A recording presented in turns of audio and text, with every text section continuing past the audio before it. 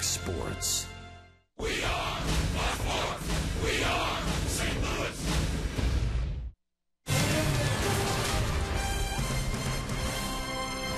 This is St. Louis Cardinals baseball. And tonight from San Diego, long road trip begins, Petco Park. Game number one, the St. Louis Cardinals and the San Diego Padres. The Cardinals own the best record in baseball.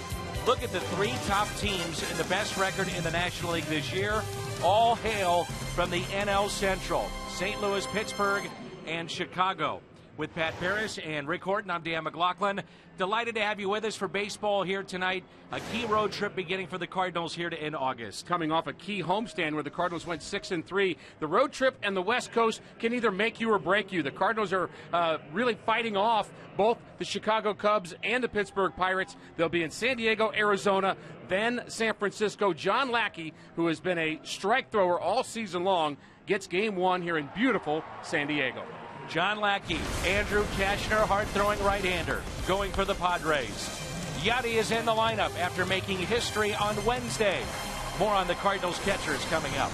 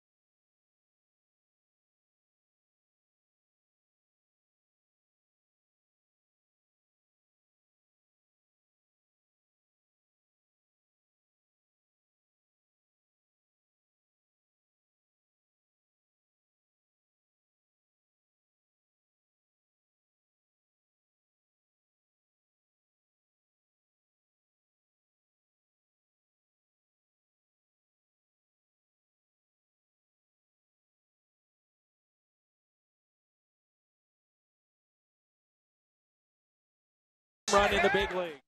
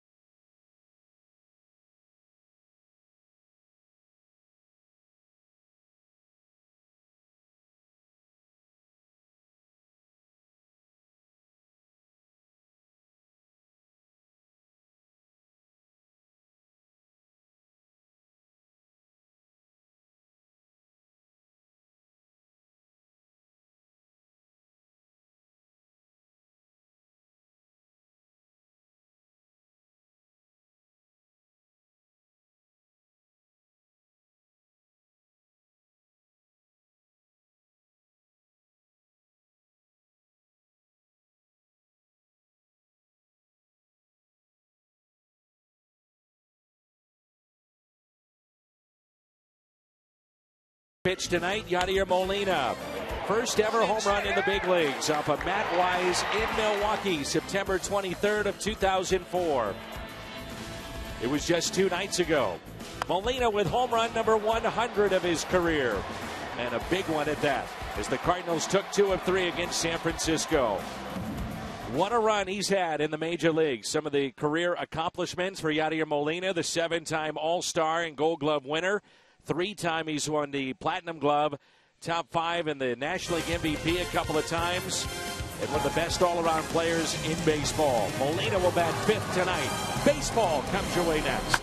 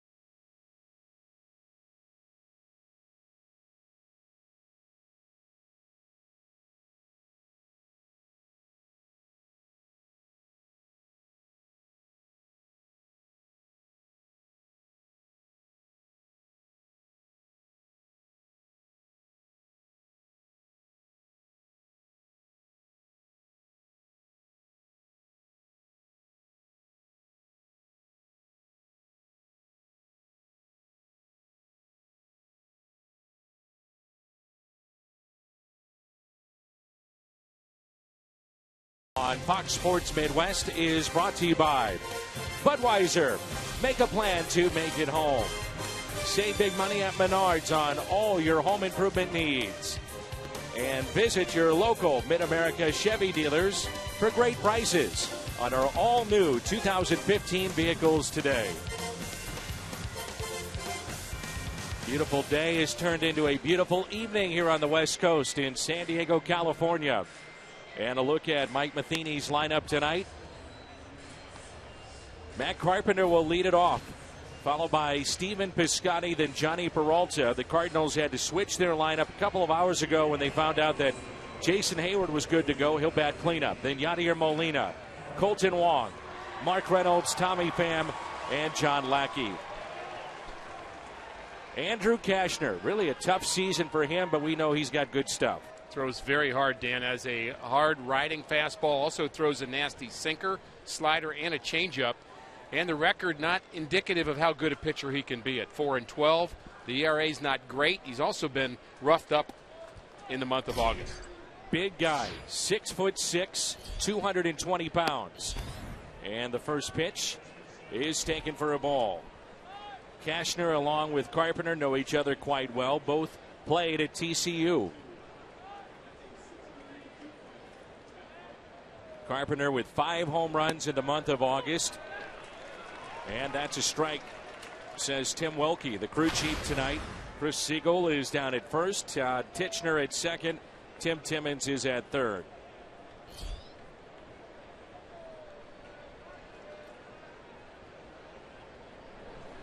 And Dan, they just announced the weather here from the press box.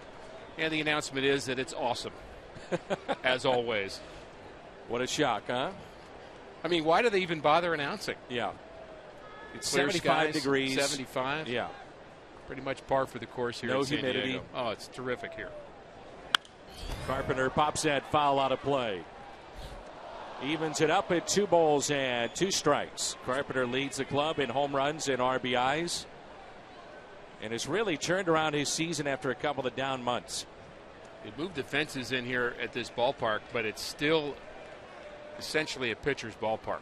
Still a good place to pitch, and for a guy like Cashner or Lackey, if you're on, tough to get the ball out of this ballpark. Cashner, originally drafted by the Braves out of high school, did not sign, went to junior college. Eventually, as I mentioned, wound up at TCU. Drafted by the Rockies, did not sign, and then a first-round pick by the Chicago Cubs. The trade of Anthony Rizzo to Chicago for Cashner. The check swing, and he did not go. It's a sparse crowd here tonight, but Rick and I both were talking about it before our first pitch. A lot of red in the seats, and a vocal group of Cardinal fans have gathered. We had a nice job with our national anthem here, and when the Cardinals players came in from the anthem, they'd lined up along the grass on the third base side. The fans here went nuts. I mean, they went crazy. Very supportive here in San Diego. Little cue shot, that is a foul ball. They introduced the starting lineup, and the loudest ovation for anybody was Yadier Molina on either side.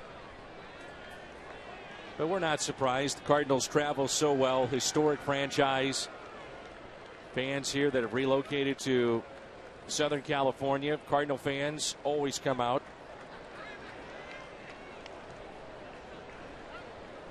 Carpenter's going to check his bat, make sure he didn't chip it. He says it's all right. And here we go.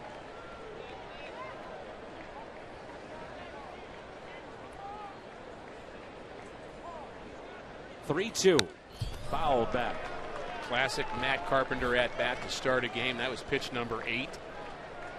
Just has the ability to work the deep count, and you know, part of why I think everybody likes him in that leadoff spot, and I think why he likes hitting there. He sure is productive for a leadoff hitter, though, isn't he? Without question. 3-2. And pitch number 9 of the at-bat. Cashner strikes out Matt Carpenter. On the bench tonight for Mike Matheny's club, things have changed from a couple of hours ago when Brandon Moss was in the lineup. Now he'll come off the bench. The one lefty, Borges, Cosma, and Cruz from the right side. And that means good news for Jason Hayward that he is back in the lineup again. Originally he was not. Mike Matheny wanted to make sure after batting practice he could go. Down the right field line, and a foul ball off the bat of Stephen Piscotty. Wednesday night he homered for the second time. There's a good look at Hayward. And Piscotty almost had 2 home runs, if not for a great catch from Juan Perez. You were terrific on that call, Dan, and I agreed with what you said, that that's the best call we've seen all season long. He climbed the wall in center field and kind of channeled Jim Edmonds out there and just made a spectacular play. And then Piscotty later in the game hit a home run anyway when he couldn't catch. Piscotty has just been terrific since being called up. And even with the guys like John Jay and Matt Holliday and even a Matt Adams, because Piscotty can play first base, it's going to have to be a creative lineup day in and day out by Mike Matheny to keep Piscotty in there. Well, he said it, Mike has said it very clearly, and I think he just kind of just laid it out there for his players. He said, you produce, you play. And I think honestly that's the way it ought to be.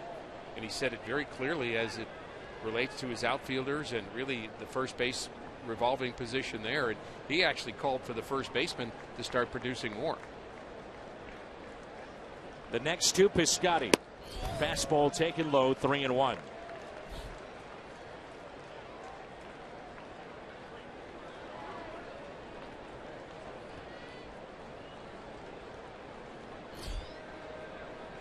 We did see Cashner pitch against the Cardinals earlier this year. And in that game, 6 innings, 3 hits. Lefties hitting close to 300 against him. Right-handers, 250.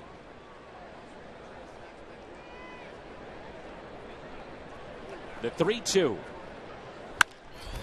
Chopped to short. And bobbled by Alexi Amarista. And an error, his 12th this year. And the Cardinals have their first base runner of the night.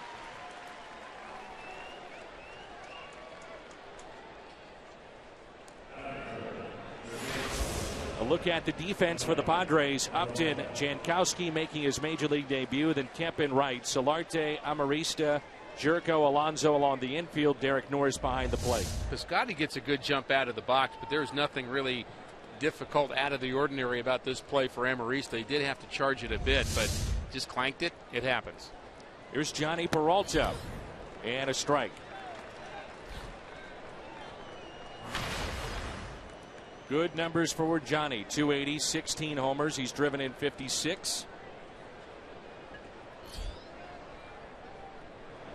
You know, Danny, when you have a teammate that you really like and get along with well, you kind of go up to somebody like Amarista after that play and say, you know, it'd be a lot better if you took the frying pan out of your glove. You better get along, though. You better, yeah, you got to make sure of that. Right. Say the right thing to the right person at the right time. But in a way, it's a good way to get the shortstop or any player move on. Don't think about it. Have a little fun with it. 0-2 on Peralta. Ground ball. Amarista diving for it. Gets it out of the glove, and Peralta is safe. An infield hit. Reaches on the 0-2 pitch. The ball will find you, and that's what it's done here early on with the San Diego shortstop.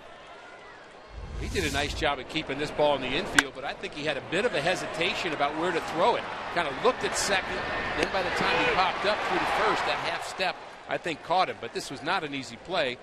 Also thought about, I think, throwing it from his knees. That wasn't going to work. So that extra little half step to pop back up again, reorient to first base, cost him. And now it brings in Jason Hayward. Been a bit of a revolving door for the Padres at shortstop. They had Clint Barmas playing there for quite some time. Jerko has played some short. Now Amarista. They even tried Will Middlebrooks, former Boston Red Sox third baseman that is in the minor leagues right now. They acquired him in the offseason, but even he was at shortstop at one point. Here's a 1-0 pitch to Hayward. Amarista again. Out at second, and Hayward, who's not running well, still is safe getting down the line. Let's take a look at the Hyundai pitch arsenal for Andrew Kashner as the crowd reacts to Yadier Molina. 47% sinkers, and again, that's at 96 miles an hour, so nearly 70% overall with the fastball. The first two pitches, also has a slider and a changeup. We saw the changeup to Carpenter for strike 3. You know, Dan, you're talking about revolving positions. I would say there's a few places on the field you don't want to revolve, and that's at short, behind the plate. I'd say those two positions, and even center field. I think those are, again, up the middle positions that are pretty key positions. This will be a key pitch in this inning, and the reason why, 1-0 count with Andrew Kashner this year. The opposition is hitting .465 on a 1-0 count. So strike one, very important for him. Now it's 2-0. Strike one, always important, but then you start looking at those numbers this deep into a season, there's a pattern. And that's really true of everybody, but there are some pitchers that will kind of, if they get behind in the count, they'll throw a get-me-over fastball, and that may not be good enough to get guys out, but the whole league hits better when you're ahead, obviously. 2-1. And I would say in staggering numbers. When you look at the batting average against for every count, it is staggering what players across baseball hit 0-2 or 1-2 versus 2-0 or 1-0.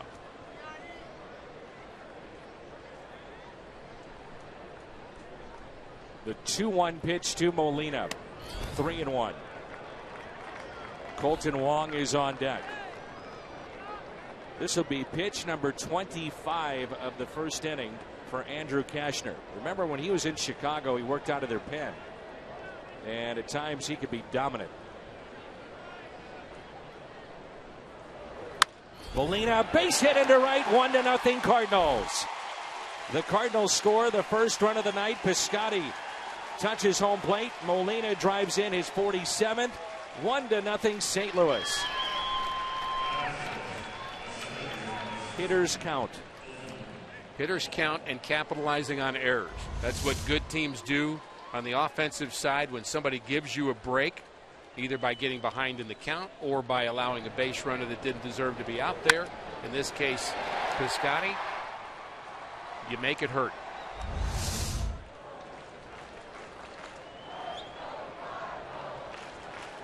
The Cardinals need Colton Wong to swing the bat better. 15 singles in his last 82 ABs as Pittsburgh has posted a loss. The Cardinals jump out on top. So it's not only is he not hitting, but it's been a lack of extra base power, if you will, with Colt Wong, and it'd be great to see him bust out of it here on this road trip. Can't say I see anything different about his approach. I think, you know, the natural thing you'd think is it's a long season and maybe he needs a day off, and the Cardinals just aren't deep enough right now to give him a day off. Think about offensively, all the players that have been put on the disabled list and lost, and I'm not saying they're all their infielders, but it just makes you thinner. You have to carry more outfielders to cover the injuries there. Well, think about this situation, a base hit, and they're shading Wong into left center with Hayward running, not running well at second base. Think about if that comes into play here with a single. Very well could. I think you could play deeper if you're the Padres, and they're playing right now, and they should be. And that was my point. You've got especially the center fielder Jankowski, who's a speedster, just up from the minor leagues. He's playing very shallow for a guy that hits the ball potentially as hard as Colton Wong does. A lot of room in that right center field gap right now for Colton. 1-2 pitch. Pulled sharply to first. Alonso from his knees. Cashner to the bag. Yonder Alonso taking a hit away from Colton Wong in an RBI. Cardinals strike first. 2-out base hit Molina.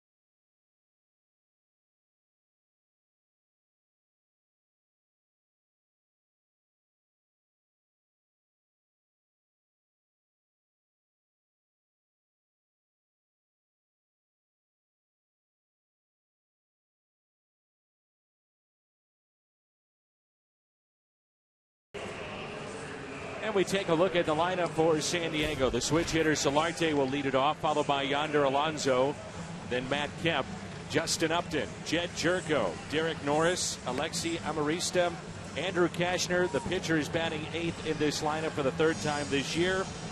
And the rookie making his major league debut is Travis Jankowski. He'll bat 9th.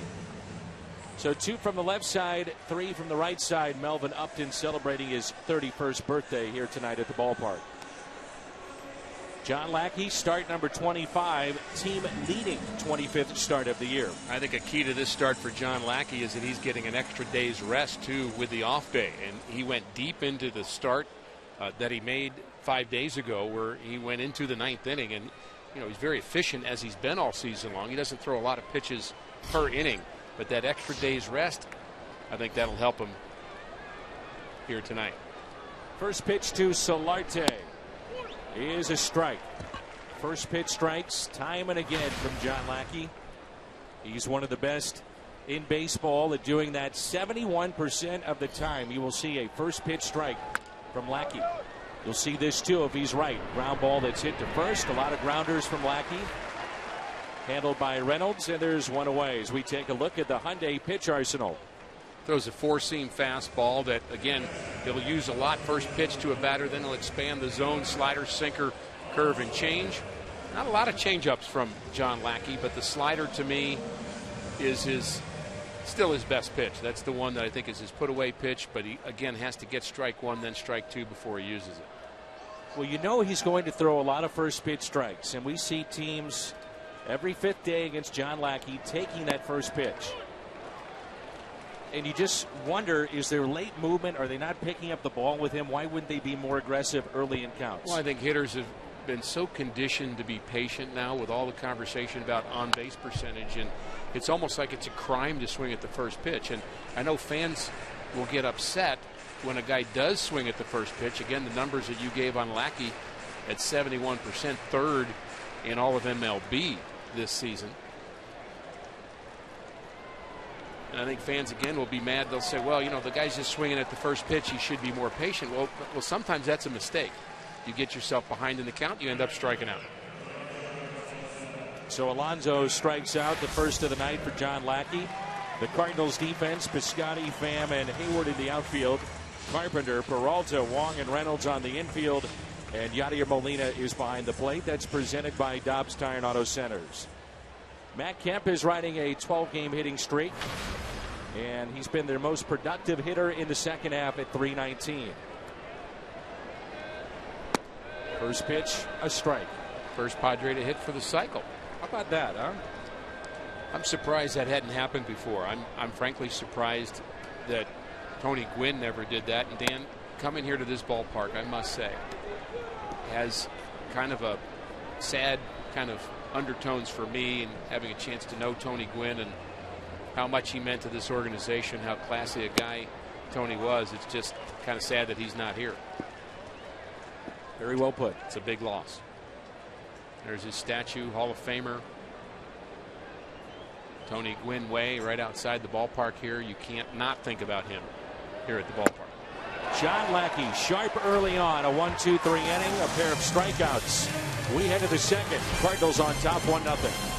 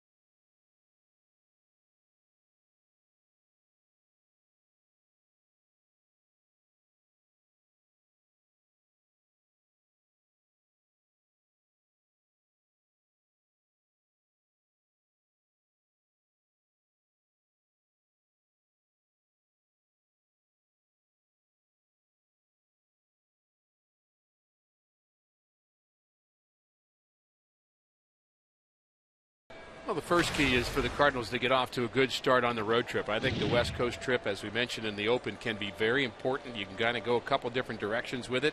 There's some tough teams out here. So get off to a good start on the road trip and avoid the closer for San Diego, Craig Kimbrell, who came over from the Braves, and he is not having the season he had a year ago, but he's still very, very tough. Get to him, and it might be too late. Here is Mark Reynolds, 2 balls, no strikes. Reynolds at 227 with 10 home runs. He has driven in 40. Pittsburgh loses their ball game tonight to San Francisco as Reynolds hits it sharply to second. Jed Jerko, 1 away. It was Bumgarner the winner in that game, and he hit his 5th home run of the season. They also got a home run, San Francisco did, from their new player, Marlon Byrd. Paying early dividends for them. 2-run shot in the first inning against Locke. Locke was not sharp, and the Pirates, who've been, seems like, winning every day, couldn't beat the Giants today. So Bumgarner with his 15th victory of the season. And a strike to Tommy Pham. Pham hitting 170 this year. 1 home run. He's driven in 3. John Lackey is on deck.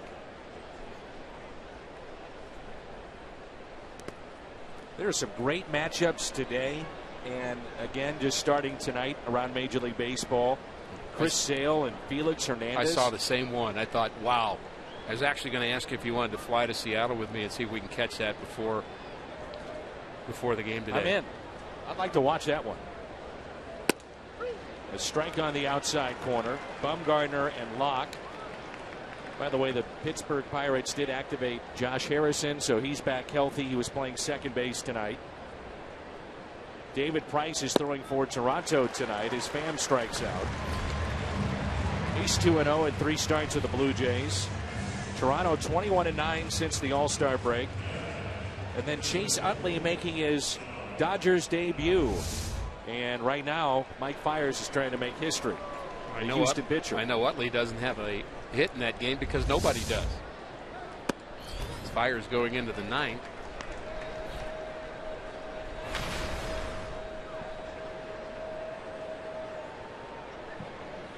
Lackey on the year, batting 114. Although last time out, a couple of base hits.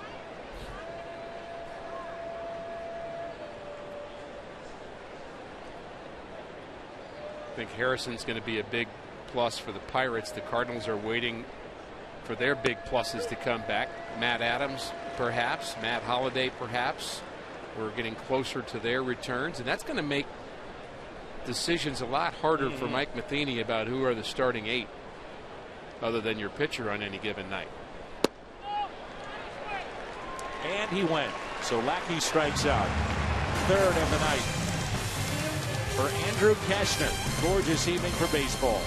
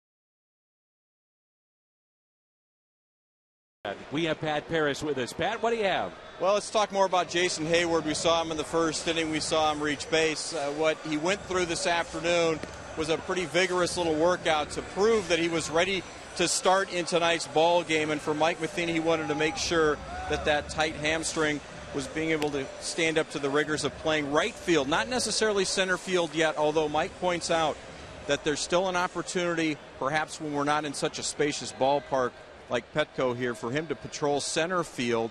That would allow them to perhaps move Stephen Piscotty over to first base.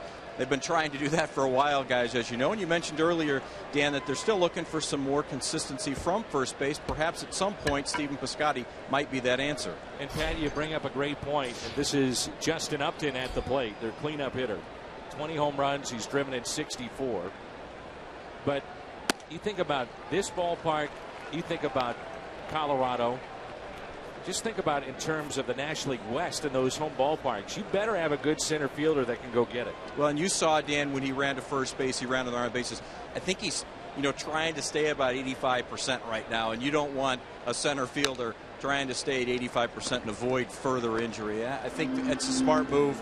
He's naturally a right fielder anyway, and maybe this is a better move here at Petco. All right, thank you, Pat. Yeah, I think we'll keep our eye on him even in right field, because when you're at 85%, you're going to be slightly diminished, but good that he was able to convince Mike Matheny to get him in the lineup. And he really said post his injury that he thought he just overworked one day when he was playing in center field. He didn't think it was much more than that, but being cautious with Jason Hayward, especially in light of all the other injuries. Lackey has struck out 3 thus far, 4 in a row. He's set down. In-season managerial changes. Council, Dan Jennings, Pat Murphy here in San Diego. Pete McCannon got off to a great start after Ryan Sandberg resigned. Bud Black was fired here in San Diego. They're looking for any fire they can get as Jerko flies to right. There's Hayward. 2 down.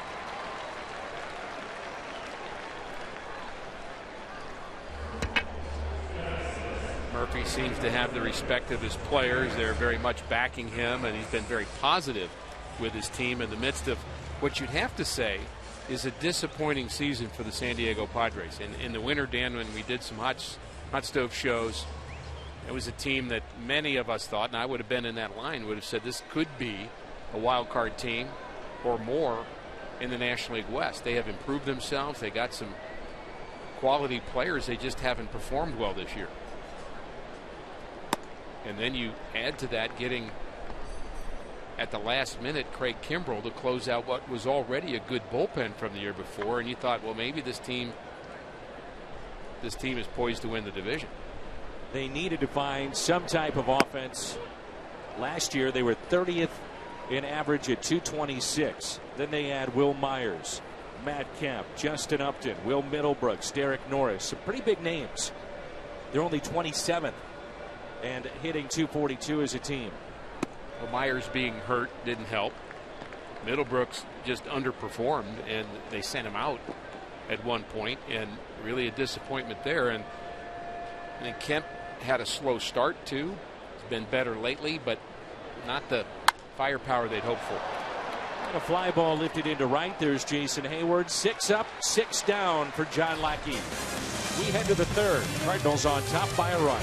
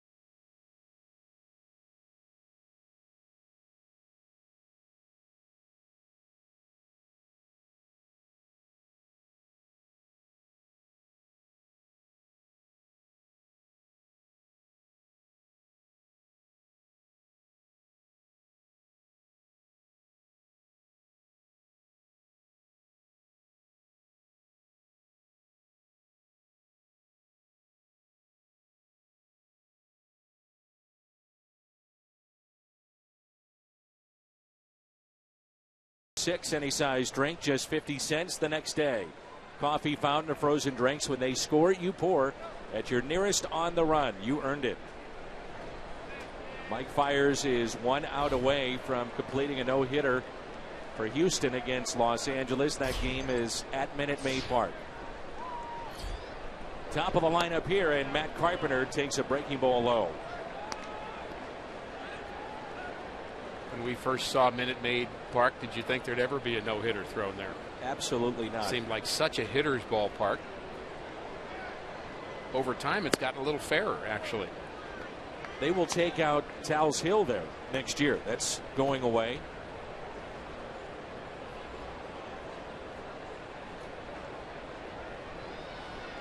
Here's a 2-0 pitch to Carpenter. Think about the ballparks that you just may never see if it seems like a no-hitter. Houston would be one. I think Cincinnati's one of those places you think about.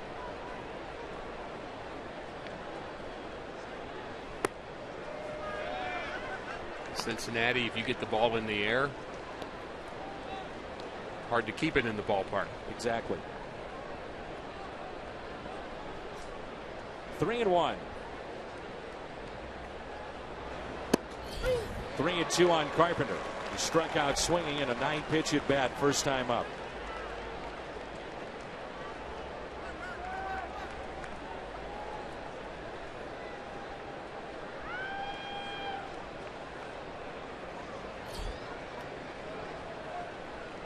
Three-two pitch.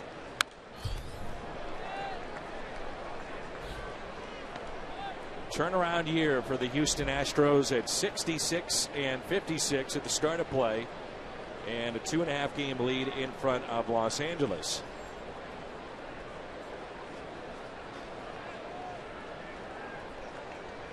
Mike Fiers pitches a no-hitter.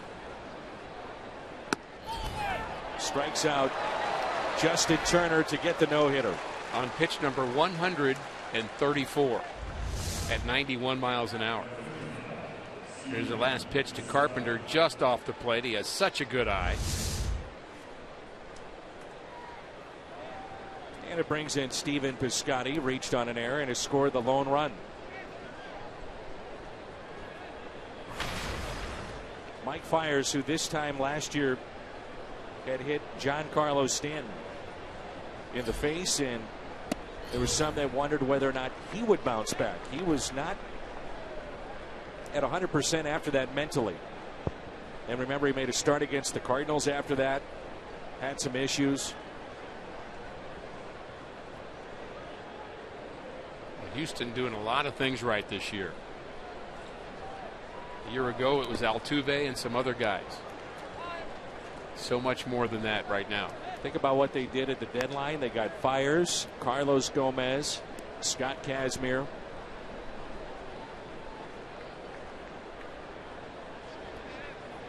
One ball, one strike on Stephen Piscotty.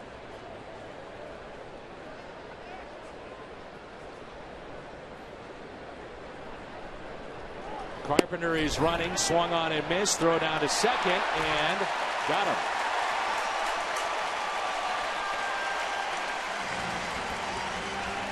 Carpenter, when he jumped up in a pop slide, I think he wanted to say to Mike Matheny, take a look at this.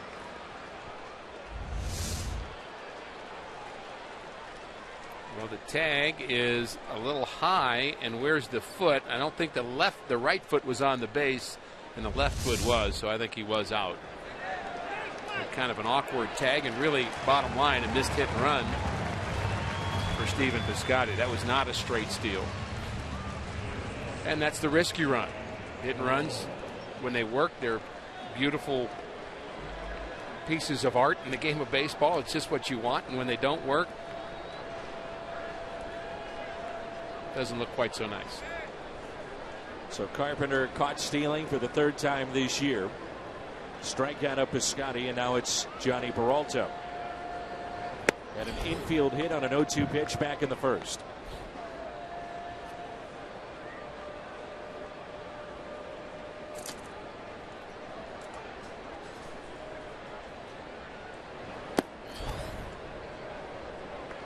We'll head back to the studios in St. Louis with Jim Hayes after we see what the Cardinals do here in the top of the third, and they will show you that final out for Mike Fiers, picking up a no-hitter. Here's a 2-0 pitch. 3-0. And you think about it, too, if he's at 134 pitches this late in the season, you're in a stretch drive, that pennant drive, what happens in his next start, even the start after that? Do you give him an extra day? Do you skip him a start? All those things I would think have to be on the table, but the problem is you're in a pennant race. You need him out there every 5th day.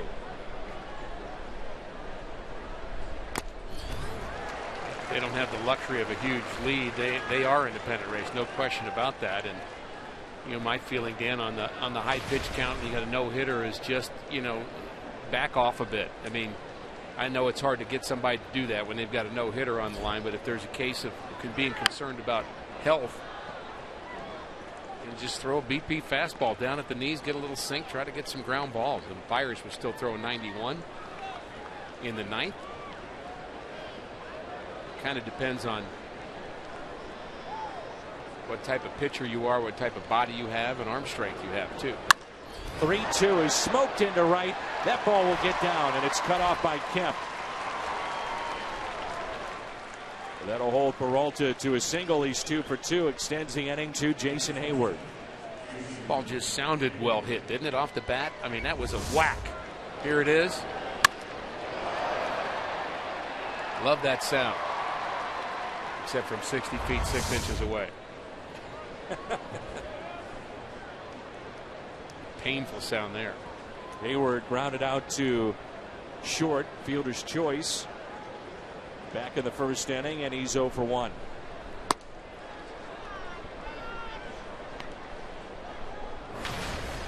One of the real concerns for the Padres coming into this season was outfield defense. Yes, they had improved on paper their offense, but this defense much maligned, in particular with the outfield, when you had Myers, Kemp not the player that he once was, Upton not known for his defense. So, and that has reared at times its ugly head this year.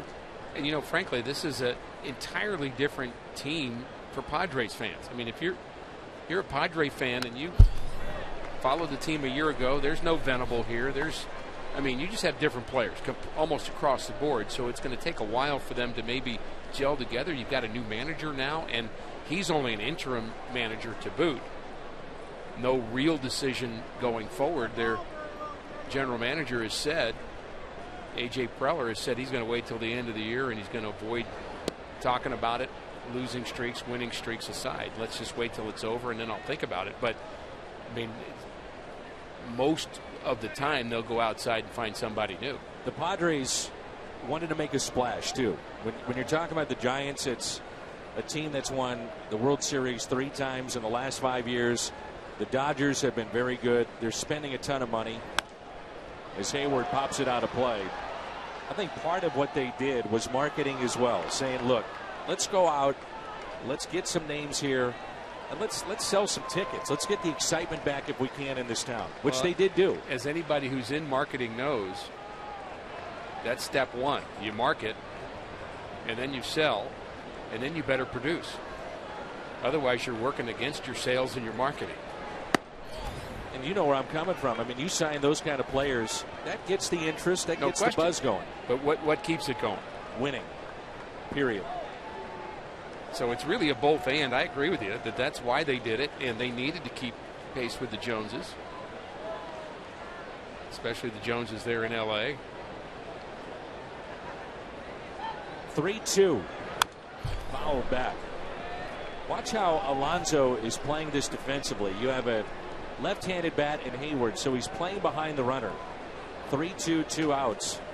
And Johnny Peralta is getting a huge lead. And I wonder if the Padres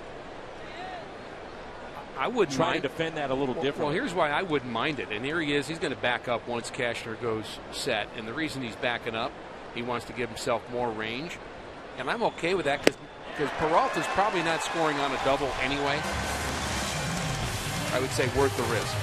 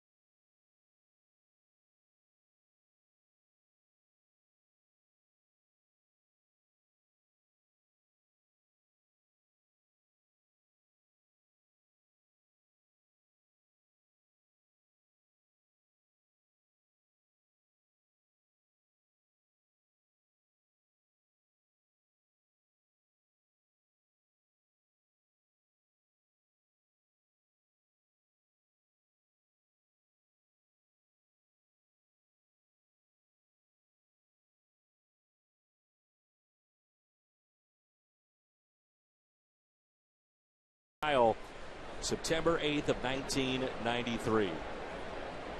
Fires Iwakama. Number of no-hitters thrown this year, as this has been again the year of the pitcher. Marista, Kashner, Jankowski. Line drive into left center, and the catch made by Tommy Pham. It's 7 in a row set down by Lackey to start his night. Lackey does an awful lot of things fundamentally well. He's squared up to the plate. His front shoulder is facing the plate, his glove facing the plate, so he's got a terrific kind of target and the right elbow above the shoulder. That helps him throw downhill. The release point is high 3/4. Eyes right on the target. And the finish. Very good balance in that finish as well. This will be pitch number 20, and Lackey already has recorded 7 outs. He has the third best in terms of fewest pitches per inning with 14. Also on that list, Mark Burley, Bartolo Colon. Mark Burley just keeps on going. What a year he's had. What a career he's had. St. Charles native as Kashner grounds out. Burley's 13-6 with 4 complete games. This is now 15 consecutive years with at least 10 wins.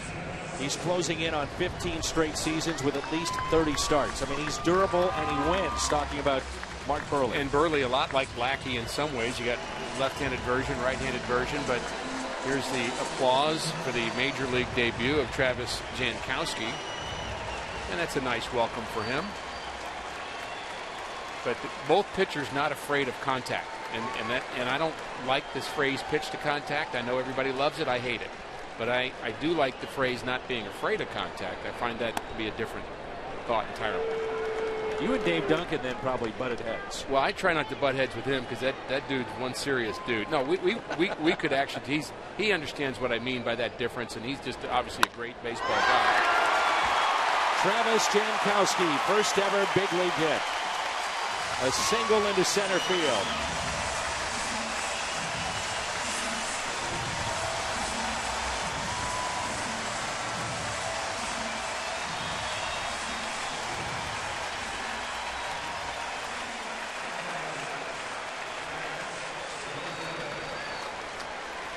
The obligatory flip of the wrong baseball.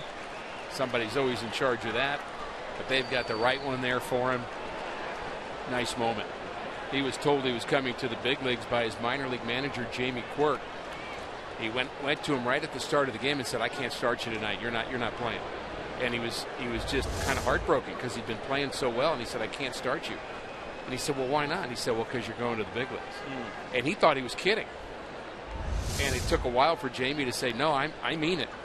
You're going to the big leagues." He stole 71 bases one year in the minor leagues, so this kid has some tools. There's Solarte, rounded out to first. Well, he probably never saw Yadier Molina in the minor leagues. I bet not. And he can neutralize any running game of any team. His impact over the last 10+ years of what he brings behind the plate, and just numbers alone, defensively, eye-popping. We were talking before the game with Mark Grant, who is the color analyst, former pitcher in the big leagues for the Padres, about what Molina means to this team. Put it this way, the Padres have nearly, and there's Mark, 3 times the amount of stolen bases against them in the time frame that Molina has been behind the plate with St. Louis. That's incredible. Here's an 0-2 pitch. That's a game changer. Little chopper up the middle. Peralta ranging to his left, and he makes the play. Nice moment, though, for Travis Jankowski. Welcome to the big leagues. First ever major league hit.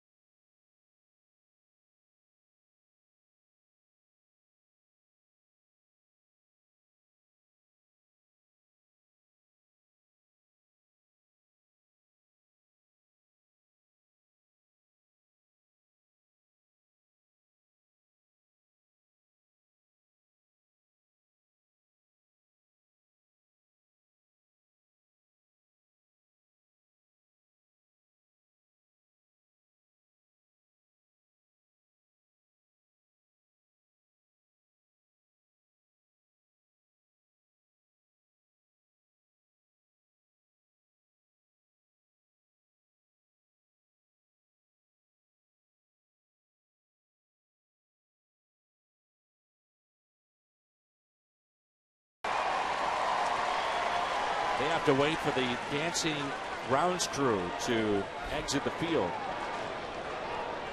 That's why we had that slight delay. But they were good, weren't they? I thought they were cheering for Yachty, or maybe for the center fielder Jankowski, or how about for that play?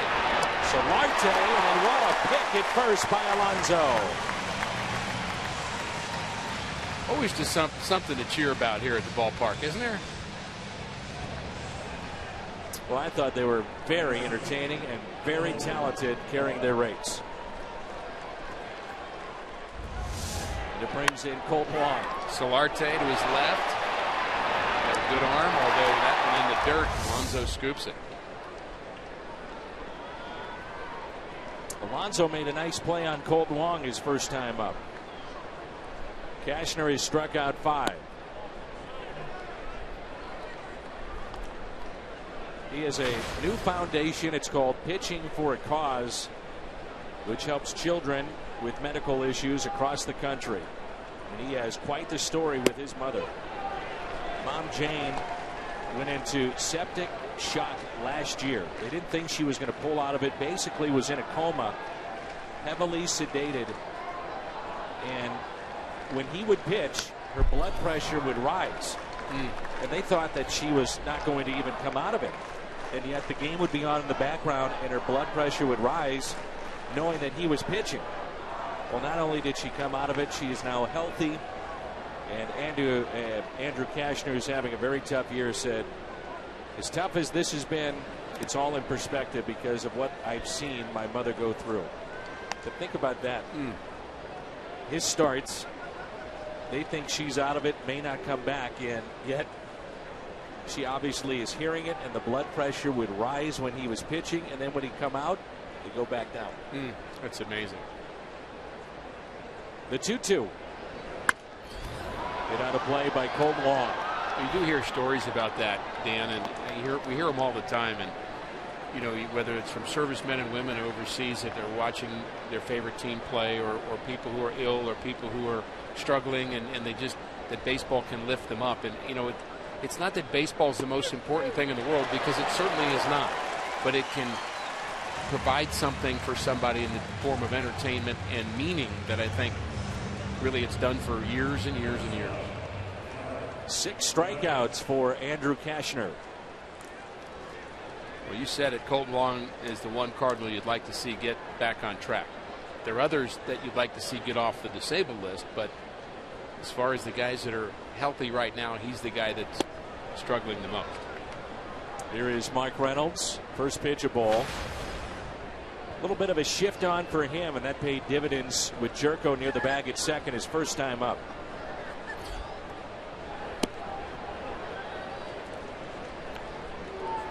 I just wonder if we're going to see in 5 or 10 years different style of hitters that have adjusted in the minor leagues to the shift. Really, this is the first wave of it the last 2 or 3 years, and now it's done by everybody, but there were only certain teams that did it for a while. Think about, you're going to go way back, and probably can think of some guys more recently, like say Ichiro would be the recent example, but you go back to guys like Miguel Delaunay and Vic Davalillo and Ralph Garr and Matty Alou, and guys who back in the day used to call them slap hitters, guys that could hit the ball all over the place. Really, Tony Gwynn could do that too. Now, he did it at a higher level, average-wise and power-wise, than some of those guys I mentioned, but there's a base hit into center. That could be something that's not only taught, but also scouted. When somebody has the ability to beat shifts by how they handle a bat.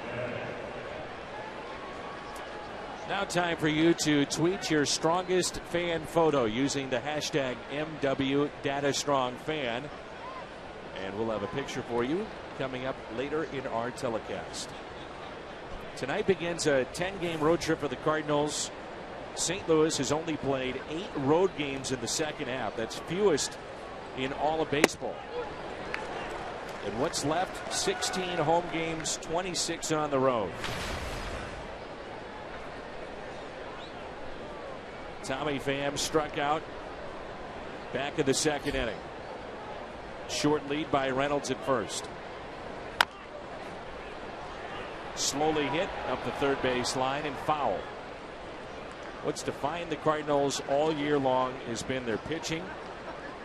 The bullpen ERA in the 9 games in the homestand for Mike Matheny's club, Rick, it was 1.46. Pitching on the road, the Cardinals collectively 2.91 ERA. And that road ERA under 3, it just doesn't happen. Only 10 teams since 1969 have done that. That's it. And the story of the season for the Cardinals, not just the dominant pitching, but what they do with runners in scoring position. But I think your point about defense kind of weighing into it has been true MLB wide. I mean, it's been true certainly for the Cardinals, but the ability to stop offenses with shifts and with good specialized pitching and guys throwing 95 out of the bullpen has not been the year of the hitter.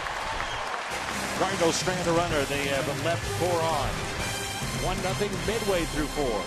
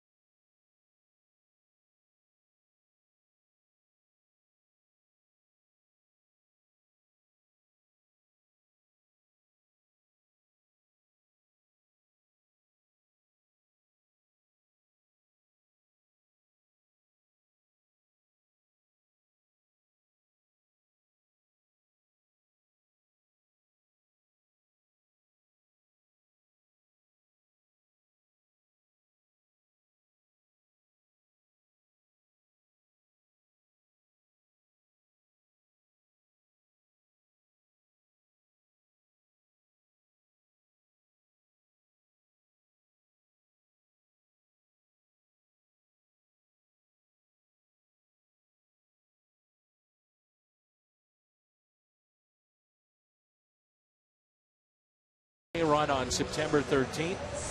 Start your race at the Stan the Man statue. Run through downtown. Finish on the field at Busch Stadium. For more information and to sign up, head to Cardinals.com/6K. Alonso, Kemp, and Upton for San Diego. 1 hit allowed through 3 innings.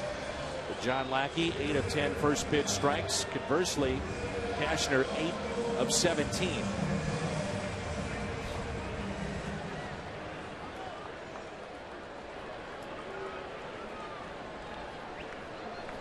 Cashner is from the state of Texas, as is John Lackey.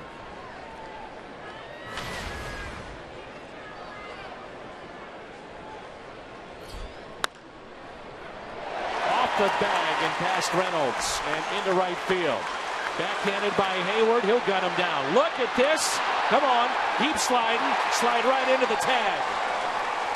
What a bullet from Hayward. Alonso was like Willie Mays Hayes early in the season in the movie. or the time Willie Stargell did that. You remember that? Yes. Years ago. Here's the break that Alonso gets, and they're sending him to second, but there's the throw right on the money. And all Johnny Peralta has to do is get the tag down. Well, Hayward may have some issues with his legs, but he certainly doesn't have any issues with that arm. Solid throw, right on time. Remember, Willie Stargell slid into second base, and he stopped about 10 feet before the bag. I forgot who the catcher was. Might have been Johnny Bench. And he slid and he stuck, and he stood up and he called timeout. Do you remember that? It was so funny. There's the tag. Remember, Peralta took a spike to the leg the other night. Wonder if that was in the back of his mind on that type of play. Tough play here for Wong. Bobbles and safe at first.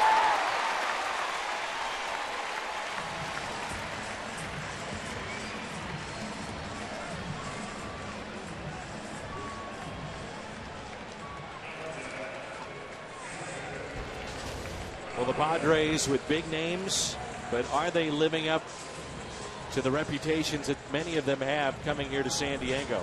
They just have not been productive, or as Rick mentioned, some have been hurt.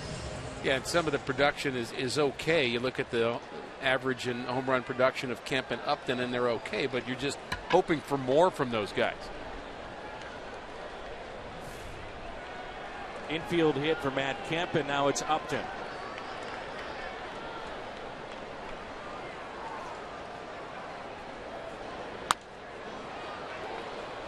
Colton has had his troubles defensively lately, and that was certainly a tough play, had spin on it, but doesn't it seem as if when a guy is kind of having a rough patch that every hop is in between, and every ball is spinning, and every ball is just out of your reach? It's just baseball. Not an easy play there on the shortstop side of the bag. Even if he fields it cleanly, I'm not sure he would get Kemp.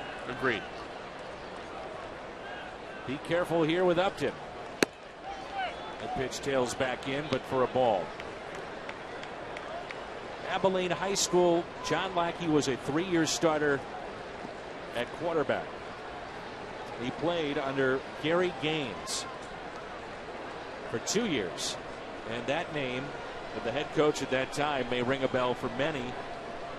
He was the high school coach at Permian High School in Odessa, Texas, which was the high school that Buzz Bissinger wrote about back in 1990, Friday Night Lights. Which, if you've not read that book, do yourself a favor, pick it up. You won't be able to put it down. Great look at not only high school football in the state of Texas, but also life in general in that portion of the country. Tremendous.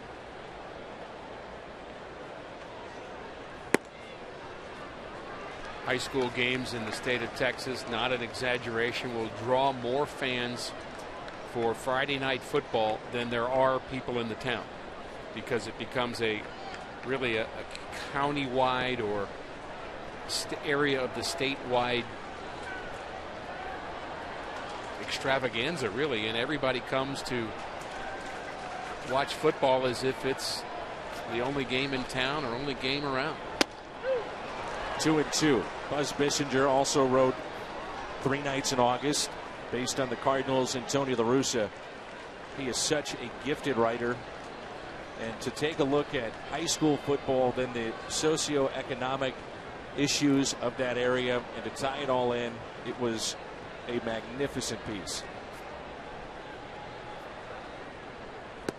2-2 is swung on and missed. So a strikeout of Upton, number 4 for John Lackey, and we check in with Pat Paris.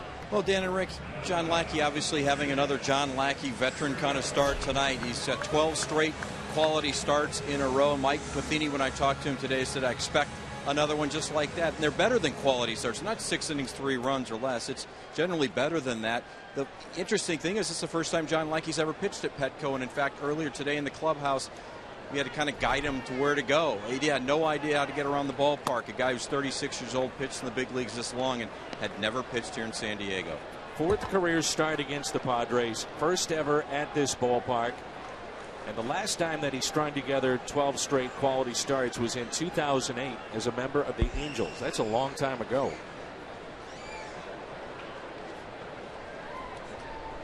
Mark of consistency, isn't it? He's among the league leaders in innings pitched this year. The Cardinals, when they pulled off the deal to get him, it was at the trade deadline, and we were right here in San Diego last year for the trade deadline. Here's a 1-1 to Jed Jerko.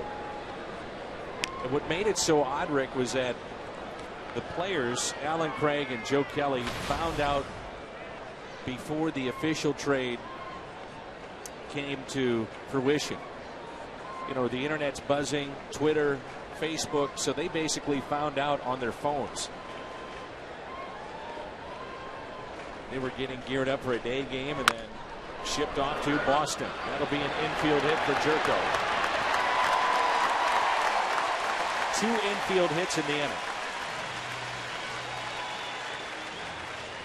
Take a look at our DraftKings players to watch update. Promo code CARDS when you head to DraftKings.com. Most go-ahead RBIs in the National League this year. Kemp, Goldschmidt could be the MVP. Todd Frazier, Bryce Harper, who also could be the MVP.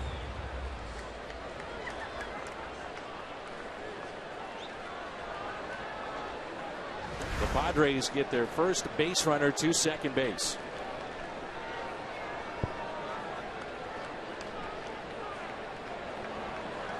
Here's Derek Norris, who fly to right. So most of what's happened in this inning has gone the Padres' way. They had a ball hit the first base bag. Ended up being a base hit for Alonso. He was thrown out at second base. That's their bad break. And 2 infield hits to give those runners at first and second base.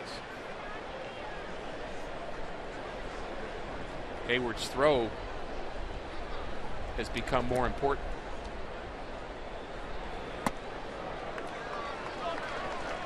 Two balls, no strikes.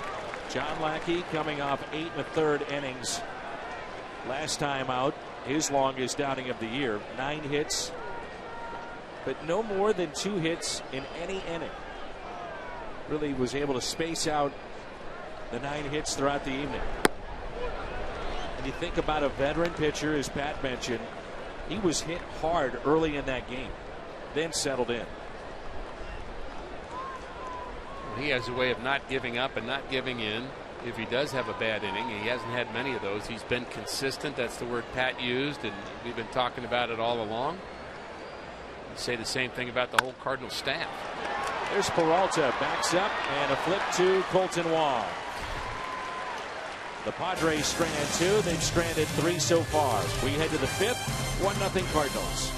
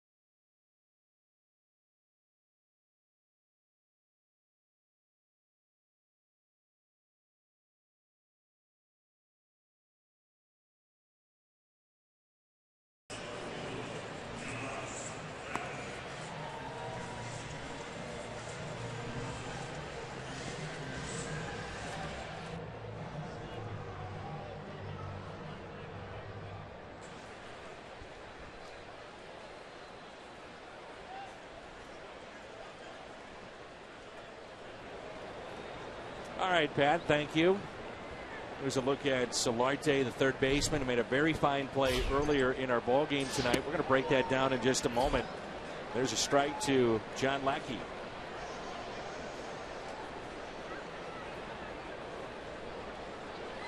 Wait a minute, I just say thank you, Pat? You did, I think. Well, I was thanking Pat for being in the stands and with us, but I know Jim's back in the studio. Jim, you're the best. Pat, you're the best too. Okay, everybody's helping. We love them both. Yes. One big happy family.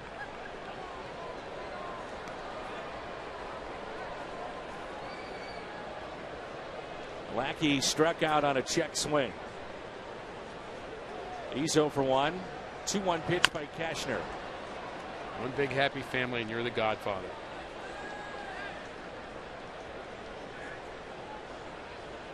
I feel like you're my Tom Hagen. I've been called worse things than a consigliere. Here's a 2-2. Watch out.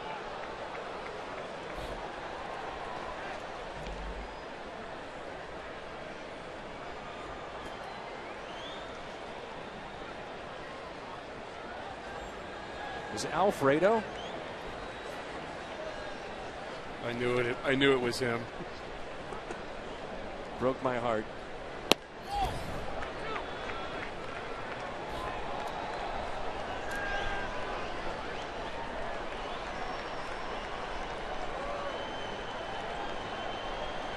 Three-two pitch.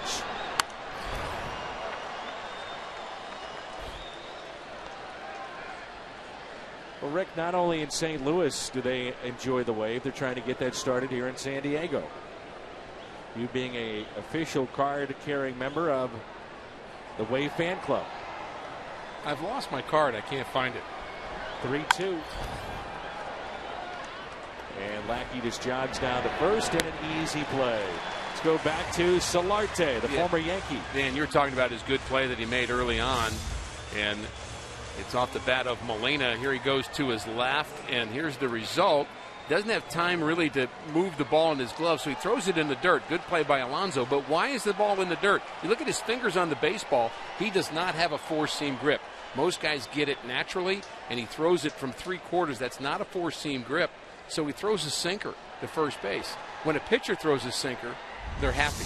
When an infielder throws a sinker, that's not what the plan is. They like to get the four-seam grip because the ball will carry more and go straighter.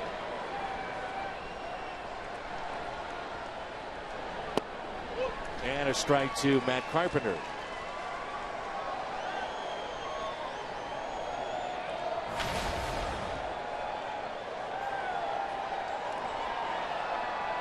Carpenter is 0 for 1 with a walk.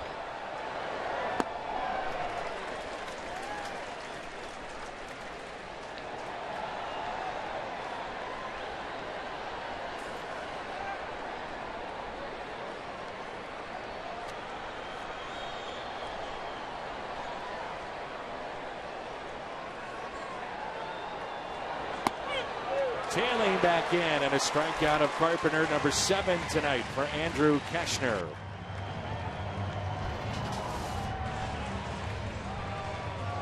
Numbers just really don't add up for Andrew Cashner. Now, one thing to consider, the unearned runs. He's had a lot of those having gone against him. As a matter of fact, 21 this year alone. Well, a lot of unearned runs. You can certainly blame on defense behind you, but sometimes it's the pitcher's job to make sure those unearned runs don't pile up. Sometimes you got to make a pitch to make sure it doesn't hurt.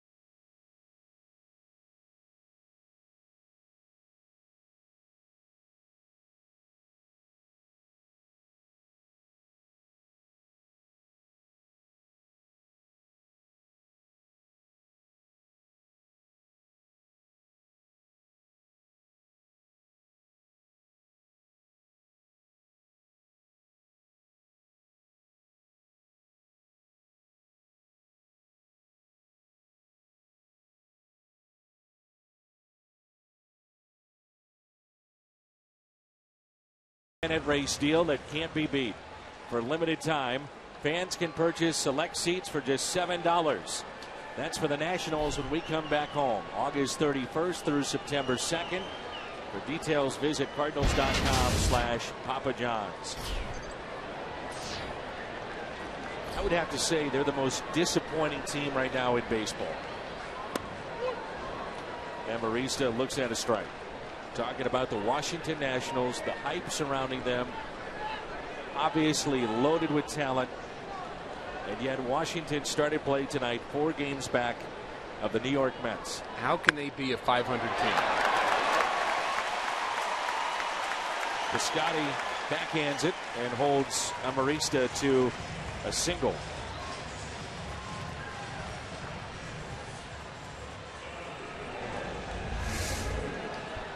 Two innings in a row now. Leadoff hitter aboard. Not a bad breaking pitch. He just kept his hands back and took it the other way. We talk about the hitters using all fields.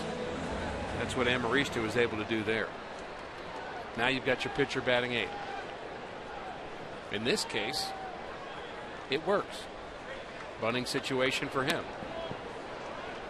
Cashner has 0 sacrifices this year.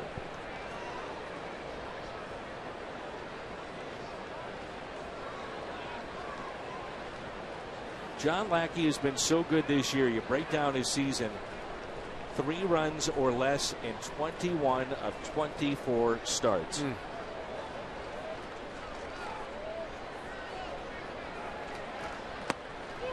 Could be a key bunt attempt here. It's interesting you say let him bunt it, but I think if you're John Lackey and you know the fact that he hasn't had any sacrifice bunts and either he struggled with it or just hasn't happened a lot, or the Padres haven't had a lot of situations for him to do it, either way he doesn't have a lot of positives to go on, then get nasty on him. Make it hard for him to get that runner from first to second.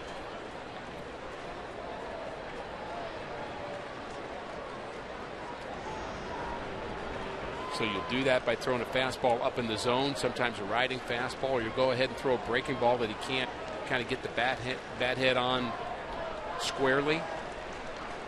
Carpenter charging, creeping in first. Another step, like he's creeping up on it. Trying to push it up the line. Reynolds goes to second and throws it away. Never stepped on the bag. Throw into third is over Carpenter, and the Cardinals unravel with 1 play, and this game is tied at 1. Air on Reynolds, air on Pham, tie game.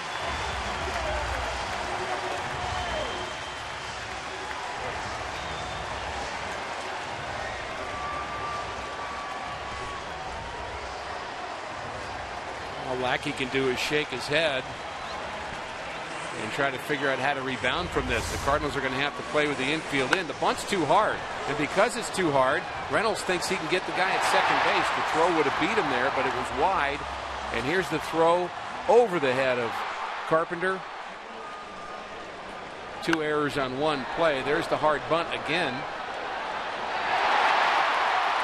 Reynolds perhaps trying to do a bit too much. And a ground ball, base hit in the center with the infield drawn in. 2-1 San Diego.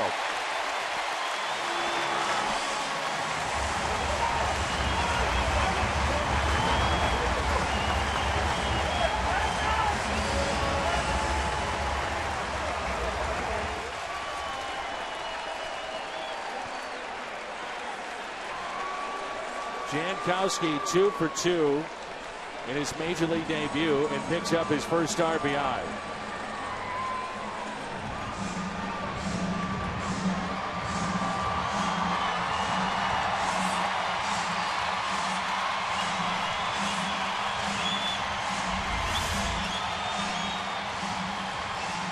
Jankowski didn't waste any time in his last at-bat, nor in this one. You talk about swinging at the first pitch from John Lackey, going up swinging. That's what this young guy's doing. How about his debut? Think about the last 2 innings here for John Lackey. A base hit off the bag, literally off the bag at first, then two infield hits. That's yanked foul. Going back to the play at first, Reynolds takes a chance by trying to get a force play at second by not stepping on the bag at first, which probably would have turned into a double play. Yeah, if he steps on the bag first, he doesn't have time to complete the double play. Exactly. I think that's what he's thinking. So he's thinking it's more important that I get the lead runner. I think I can do it. And unfortunately, the throw didn't make it.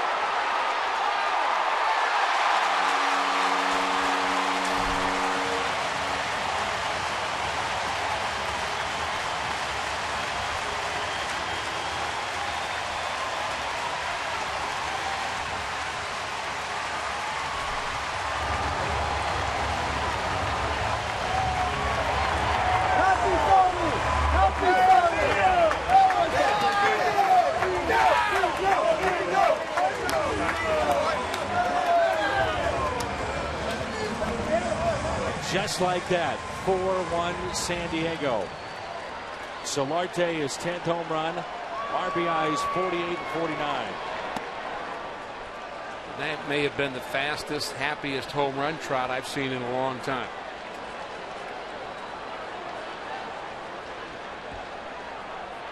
That was his 10th home run of the season, but it looked like it's the first time he'd ever made contact. He was so happy.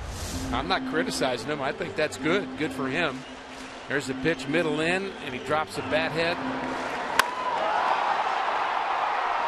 And about 10 seconds later, he's crossing home plate. It seems like in 10 seconds, the Cardinals fell behind 4-1. This happened quickly. Solarte has homered in 3 straight games. He's now reached base in 22 of his last 25. And a curveball and a strike. Good one from Lackey.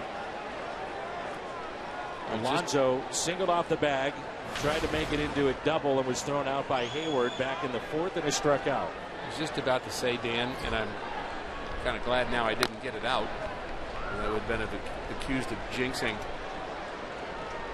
John Lackey, which I guess now I'm accused of jinxing him by thinking about it. But how many games have we seen 1-0 into the 5th inning? And we talk about the consistency of the Cardinals, but consistency not just of the pitching staff, just overall. There have been games that have been 1-0, 2-1 all season long. This one, as you mentioned, just unraveled a bit, but still plenty of time to get to Cashner. But the looming thought again is don't let it get late until you have to deal with Mr. Kimbrel. Cardinals will have the middle of the order in the top of the 6th. Be nice to get some of this right back. 3-2 pitch. Lackey to Yonder Alonso. And he walked him. Full day of baseball tomorrow on Fox Sports Midwest and Fox Sports 1. Here on Midwest, the Cardinals continue their series in San Diego. Coverage begins. Toyota Cardinals live at 7. Fox Sports 1 as the Giants and Pirates, followed by Rangers and Tigers. Coverage begins at 2:30 on Fox Sports 1, streaming live on Fox Sports Go.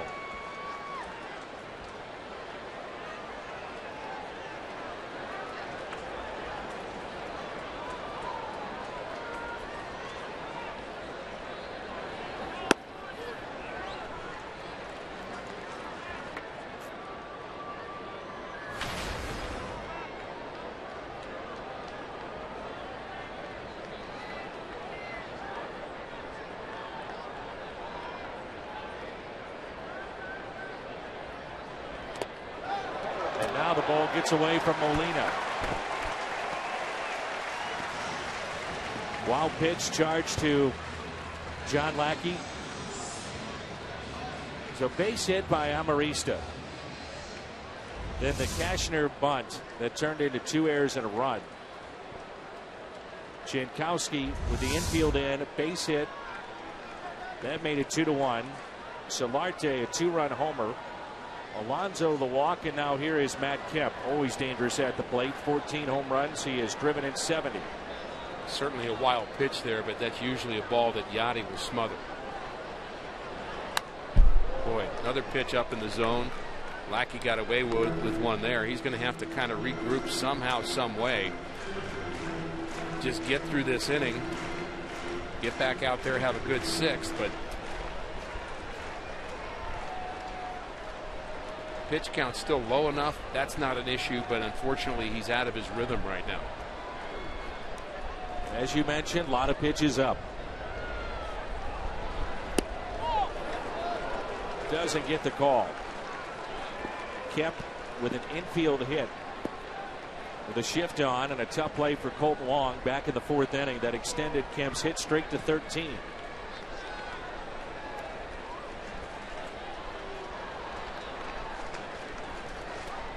Two from Lackey. Strikeout of Kemp. Number 5 tonight for John Lackey.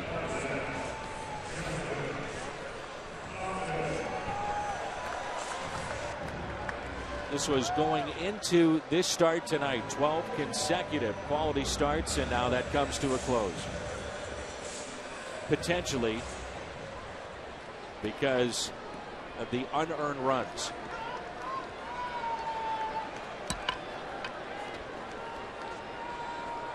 Question will be whether or not they make that 1 run unearned, should be unearned because of the errant throw that you could have assumed he would have gotten him out. And to center off the bat of Upton. Scoring Alonso. 5-1 Padres. Now it's a moot point.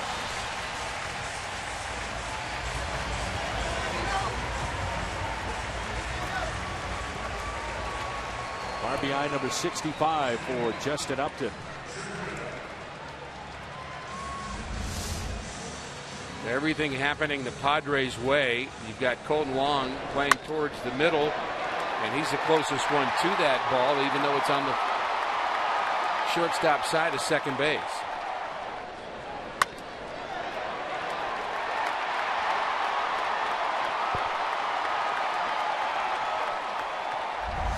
Dan, this is such a classic example of one of the reasons I love baseball. Now, do I love the fact that the Cardinals gave up 5 runs in an inning? No, but that baseball is so unpredictable.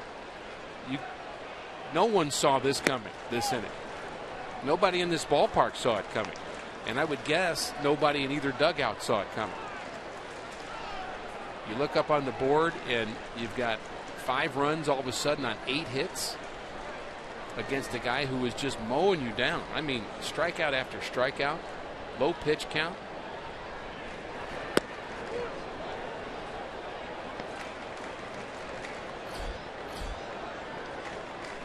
That 9-pitch first inning, 8 in the second, 10 in the third. 23 though here in inning number 5. Jed Jerko has been a Cardinals killer in his career. 344 lifetime against St. Louis. And back home in the Gateway City in that series against the Padres earlier this year, he was 6 for 16.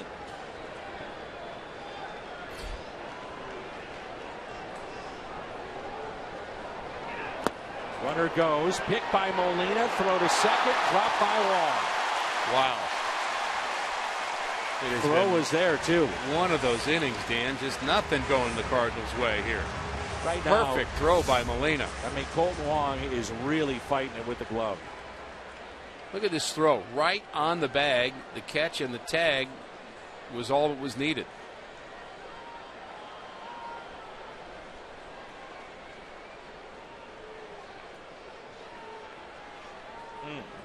Would have had time.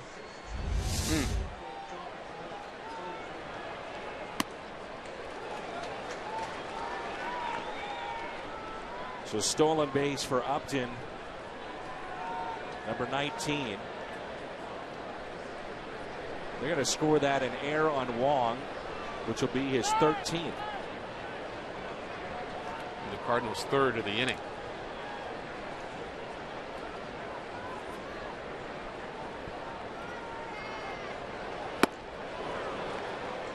And Lackey gets strikeout number 6. Dan, I believe there's going to be a next wave of pitch count conversation as it relates to pitchers' health, #1, and injuries, #2. That will be less about the total number of pitches that somebody throws in the game and more about how many big pitch innings you have. I would rather a pitcher throw 10 pitches an inning for 14 innings and throw 140 pitches. I think you'd be way less tired than if you had a couple of 25 or 30 pitch innings along the way and threw less innings. There's something about having a high pitch inning that is so taxing on your arm. Not all innings are created equal, is what you're telling me. Exactly. Here's Derek Norris. He is 0 for 2. Upton, the runner at second base. Hit down the right field line. That is slicing, and that ball is foul.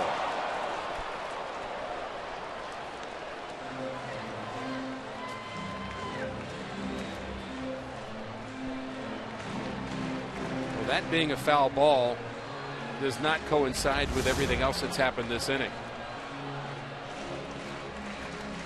That's Jose Valentin, the first base coach, just missed. Pretty good player in his own right. Terrific pinch hitter. The end of his career.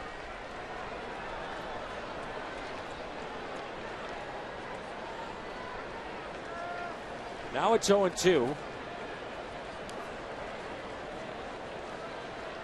John Lackey with 6 more strikeouts here tonight, over 1,900 for his career as he closes in on 2,000. He strikes out the side in a horrendous inning for the Cardinals. 4 hits for the Padres, 5 runs, 3 errors on St. Louis.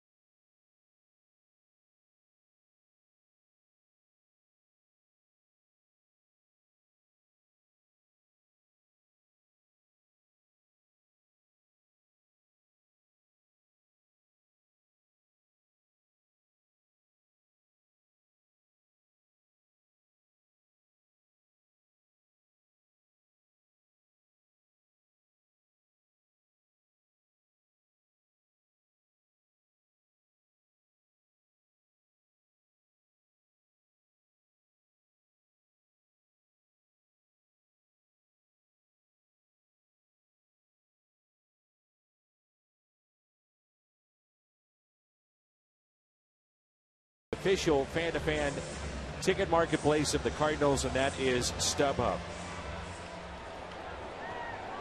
So 3 errors in the inning. The first one was on Mark Reynolds.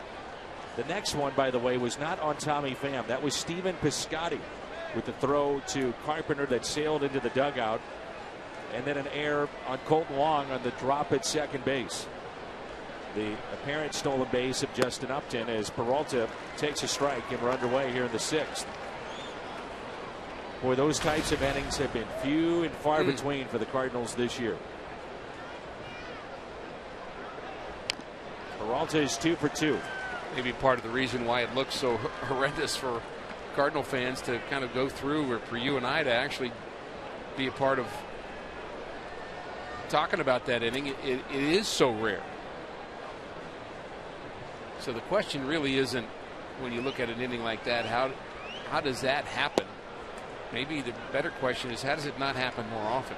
It's a tough game to play.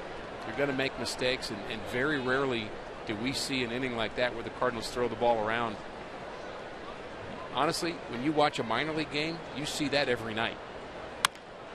Peralta slowly hit, tough play, spinning, throwing, well played by Amarista.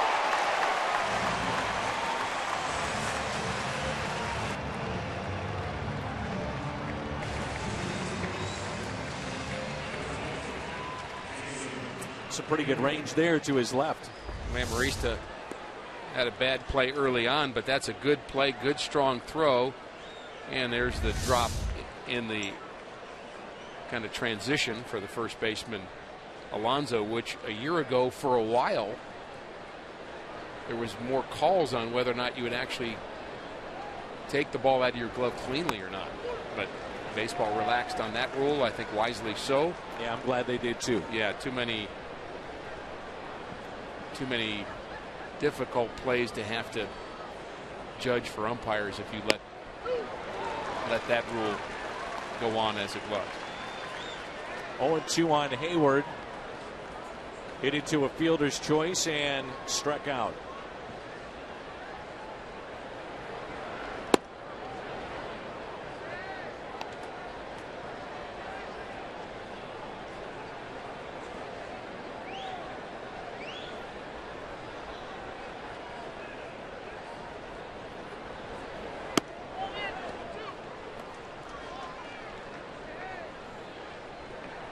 Two balls and two strikes.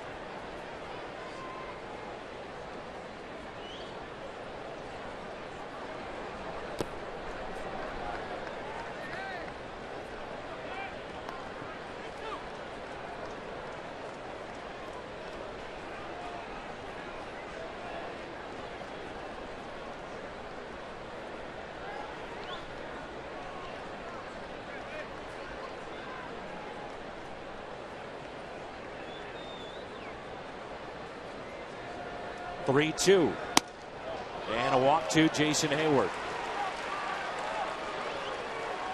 The second walk issued by Cashner, and Bud Norris, who, well, we know all about Bud Norris. Great with Houston, Baltimore, against St. Louis. He's now working out of the pen for San Diego. What's on tap, presented by Budweiser. We come your way at 7 tomorrow, St. Louis time. Carlos Martinez and Ian Kennedy. We still have a ways to go before anybody qualifies for postseason play. For argument's sake, let's say the Cardinals get there. Does Carlos Martinez go to your bullpen? Could. Sure could.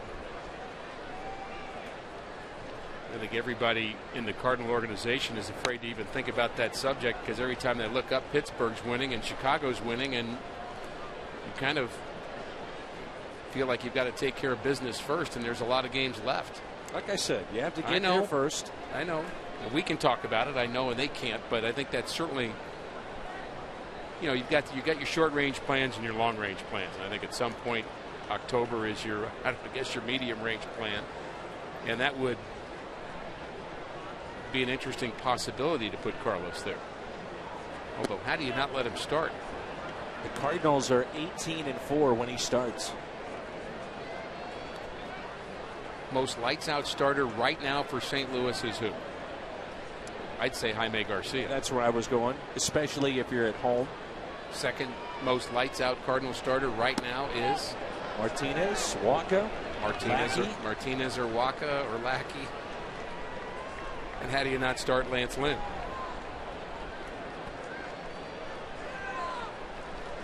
Two balls, two strikes. If Waino keeps progressing, it's really going to be a issue, a good issue to have. Boy, wouldn't that be something? I love his positive attitude in talking about Adam Wainwright. He will tell you, I believe I could pitch this year. Now, what that role may be, I don't know, but I feel good. And we're going to find out this time next month. We'll have a clear indication of what is going to happen with him. It's pulled foul and a broken bat for Yadier Molina. The great problem, if it is a problem the Cardinals have, is that they're not forced into saying, look, if Wainwright is close, yes, we're gonna push him in there. They don't have to do that with the way that guys are throwing this year. And if he does come back, what's the role? He's been in the bullpen before. Does he go there? Is he a starter? I think an interesting thought to have him in that bullpen. Very interesting. Strikeout of Yadier Molina. The Royals bullpen, you got to the 6th inning with the lead. It was all but over a year ago. And you'd be potentially setting up that type of bullpen on paper. Let's say if a Molina, or rather, excuse me, if a Wainwright is out there, Martinez, a Lynn, mixed into what you already have. Wow. Well, September for a lot of teams, and we're closing in on September here quickly. And September can be an audition for some clubs for the following season. You call up guys, you want to see how guys finish. You start kind of molding your club, but the Cardinals are going to have some auditions for postseason, in a sense. Who's the hot guy going into early October?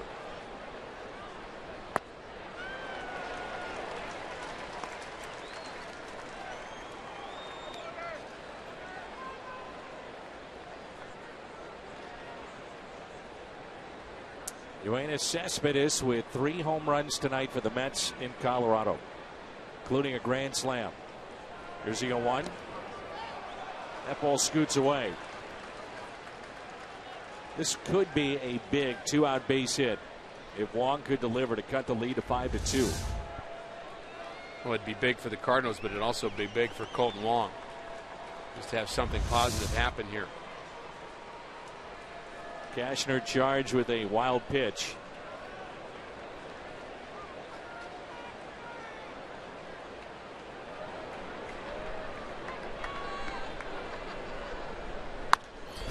And Wong pops it up. Shallow left. Upton calling for it, under it, and puts it away. The Cardinals strand their 5th runner of the night. Cashner is through 6, 5-1 San Diego.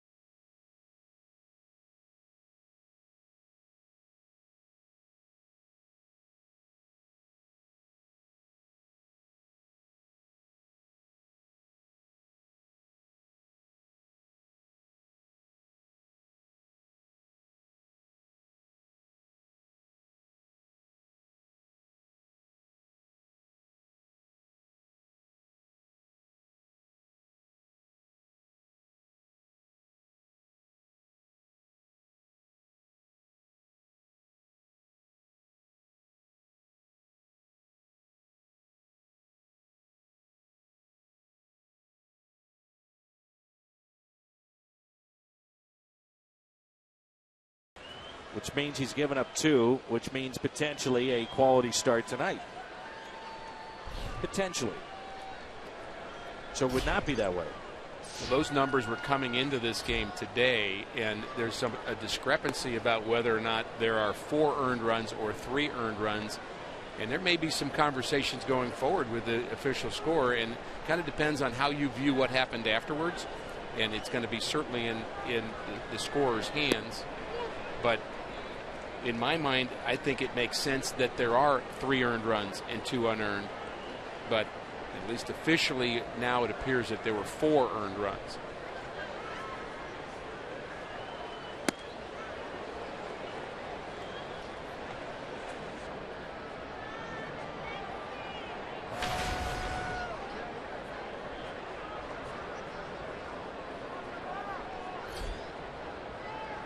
Here's a 2-1, and it's hit back.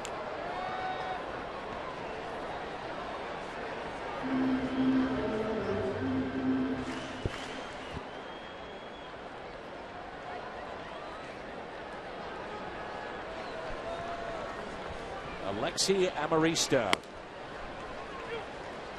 Where the Mets could be such an imposing, intriguing team if they get into postseason play. They're going to skip, by the way, Matt Harvey on Sundays. They really baby him along.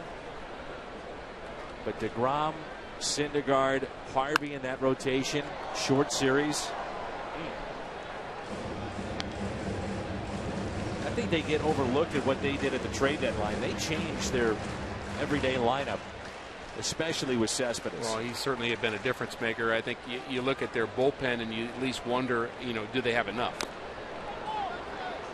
I think that's where maybe a question lies. And do they have enough overall offense? They've got some good pieces now for sure. But do they have enough?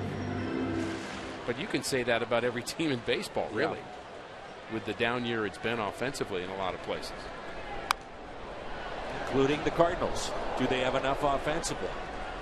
However, generally speaking, tight games in postseason play, pitching becomes the #1 story. Would you rather have a dominant offense and average starting pitching, or the other way around going into the playoffs? To me, give me the pitching. Me too. Wong puts it away for the out. September 4th, 25,000 fans ages 16 and older receive a replica 1967 World Series champions ring. This one-of-a-kind replica has a detachable base. It's wearable. That's September 4th when the Cardinals host the Pirates. Think about 2004. Cardinals had a dominant lineup. The MV3 plus Larry Walker. It swung on and missed. Melvin Upton Jr. Well, dominant offenses can be shut down for 3 or 4 days in a row. It happens. But it's hard for 3 or 4 dominating pitchers to all have bad days back to back to back to back. So Upton is pinch hitting here for Andrew Kashner. His night is through, with the Padres leading with a score of 5-1.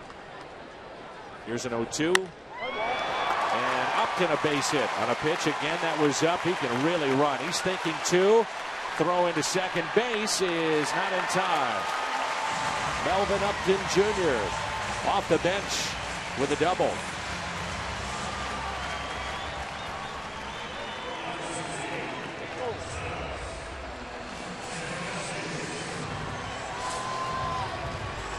Fan photo of the night, the hashtag MWDataStrongFan, presented by T-Mobile.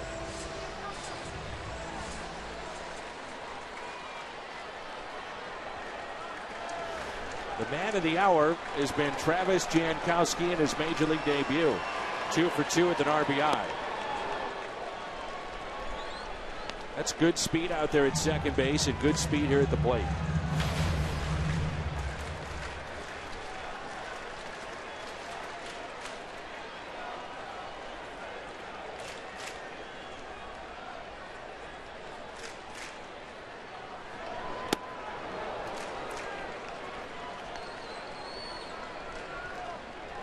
John Mabry says about minor league hitters that come to the big leagues, there are no secrets anymore. There are cameras everywhere. There's scouting reports. There's advanced reports.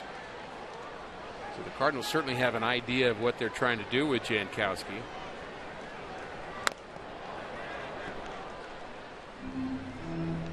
But he's had a nice first game in the big leagues, including his first major league hit. This came in here too, and that's Paul and Kelly Jankowski. Boy, that's a great moment there, isn't it, to see that, mom and dad like that? Awesome.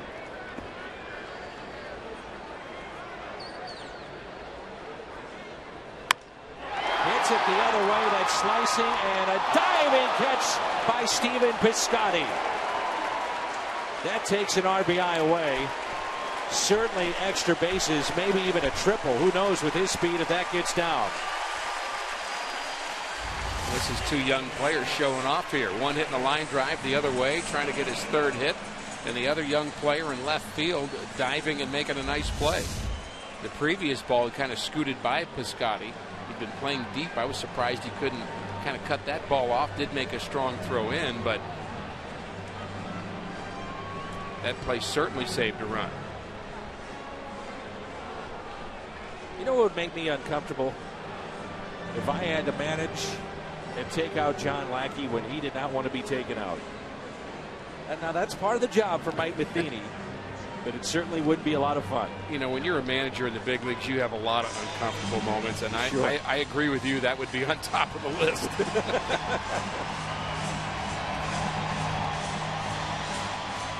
You've got to release players. You've got to tell players that they'll never be in the big leagues, that you're sending them home. You've got to say a guy's not starting anymore. I mean, there are a lot of times you've got to deliver bad news. You're going back to AAA. It's no fun. So here is Solarte, who homered.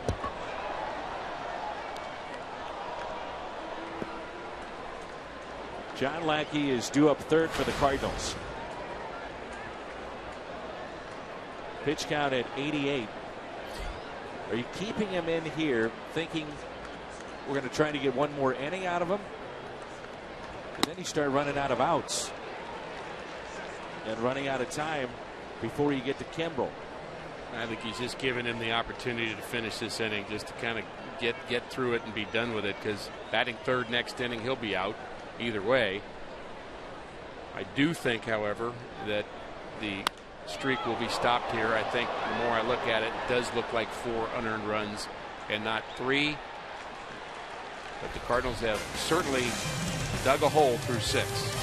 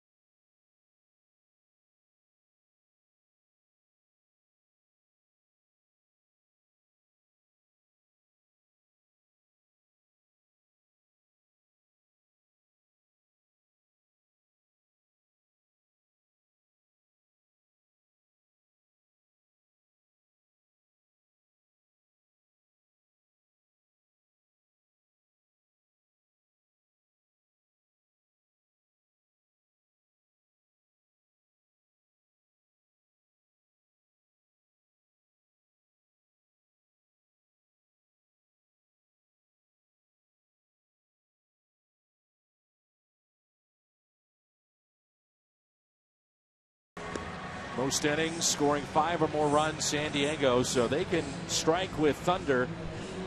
Done this 10 times, along with Pittsburgh. It's Ikea in the driver's seat. They scored 5 against John Lackey and the Cardinals back in the 5th in an inning that the Cardinals committed 3 errors. Well, the Cardinals face an old nemesis, Bud Norris, and the Padres say he's throwing the ball very well coming out of the bullpen. Yeah, he's their hot reliever right now, which is bad news for the Cardinals. The Cardinals kind of figured him out over time. There was the early Bud Norris quotient that, boy, you're going to get like 2 hits every 9 innings against him, but started figuring him out in a couple of starts, but the numbers certainly very good in these last 4 appearances. I figured out, by the way, the reason the grounds crew dances so well here. They were kind of displaying kind of what they do in between innings again. There's no tarp. What else do they have to do? So when you hire a grounds crew guy here in San Diego, it's okay. It's going to be 75 every day. It's never going to rain. Everything's going to be beautiful. Just, you know, you're going to have to rake the dirt a little bit and dance. And we only need 5 of you. One of the best jobs in the game is what you're telling me. Yeah, there's 5 of them. Not take care of the mound, though. Well, okay, one guy does that. What about home plate? You got a guy to do that. You got a guy to do home. The other 3 work on the choreographed moves, and you got a team. 0-2 pitch. That was hung and hammered into left center field. Leadoff double for Mark Reynolds. The center fielder Jankowski slipped on that, fielding it on the track. And it looked like he flipped it to Upton to get it back into the infield. Plaza Tires Fox Tracks. Well, there's the pitch that he hangs. Not the location that Bud Norris was looking for. This is our Honda home run inning. Cardinals hit a home run. The Gateway Honda dealers donate $1,000 to the Make-A-Wish Foundation. Tommy Pham is 0 for 2. 5-1 San Diego. One thing about Bud Norris, when he was at his best against St. Louis, it was a mid-90s fastball and then a breaking pitch that just dropped off the table. It was nasty.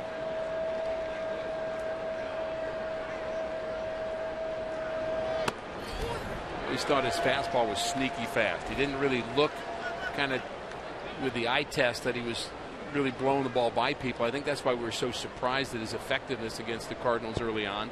But the fastball was 95, 96 at times. Last pitch was at 96. Previous pitch at 95. That one at 96. Pham, that's a couple of pitches in his at-bats tonight that have gone against him on the outside corner.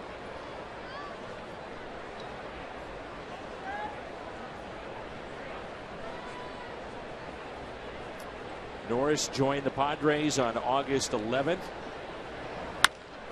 And a breaking ball driven into right center field off the bat of Tommy Pham. He's on his way to second base. Reynolds will score. Pham on his way to third with a triple. The breaking pitch giving Bud Norris fits. Not nearly as sharp, and 2 have been hammered. One into left center, that one into right center.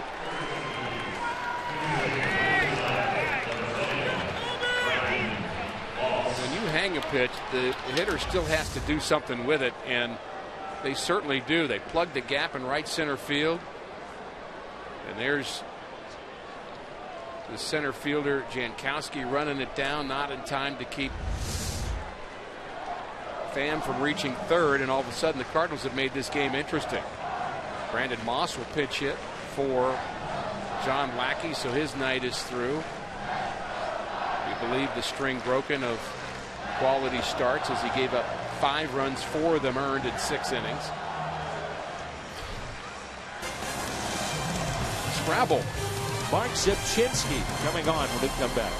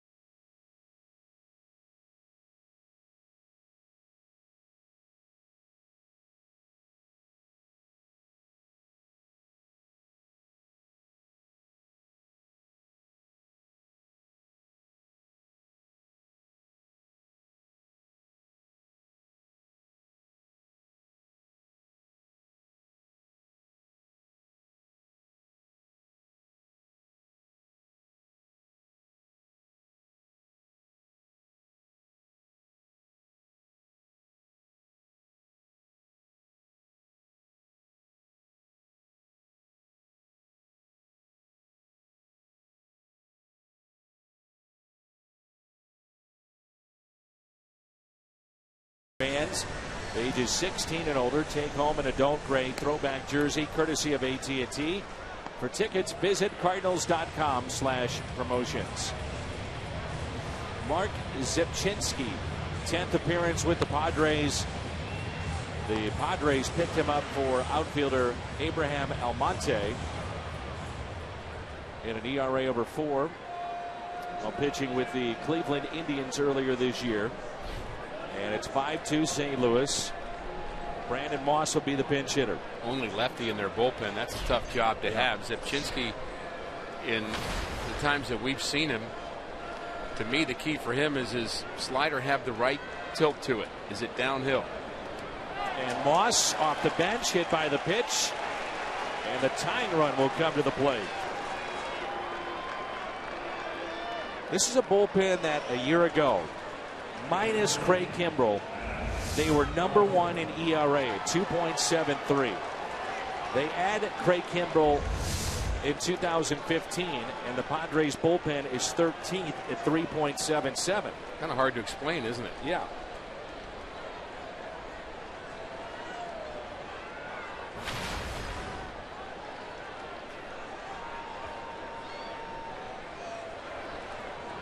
Carpenter is 0 for 2, pair of strikeouts, and he's also walked. These two were teammates. 2011, Carpenter made his major league debut, albeit a brief time with the club. Zipchinski, a key part of the Cardinals bullpen in that great run. And even then, watching him, his best pitch, in my view, still is his slider. And if it has a downward tilt to it, it can be tough. He can have some good games. There's that slider. There's the downward tilt. But if he gets underneath it, he's got a little herky-jerky thing in his motion, and I think that adds some deception perhaps. And you're not quite sure, is he coming over the top or is he coming 3/4? But if he doesn't get that right arm angle and comes underneath the ball and it spins, much more hittable. See there, bullpen gives up a lot of home runs, 41 this year. 0-2 on Carpenter. Well, I've heard Al say correctly for years and years and years, you guys working together, he says home runs are rally killers at times. And I guess I want to be on record as saying I'm okay with a rally killer right now. Yeah, I've never agreed with it. No, I think it's true. I understand the point, but I'm okay with it right here. 3-run rally killer, you'll take it. Is okay. 1-2 pitch. Now 2-2.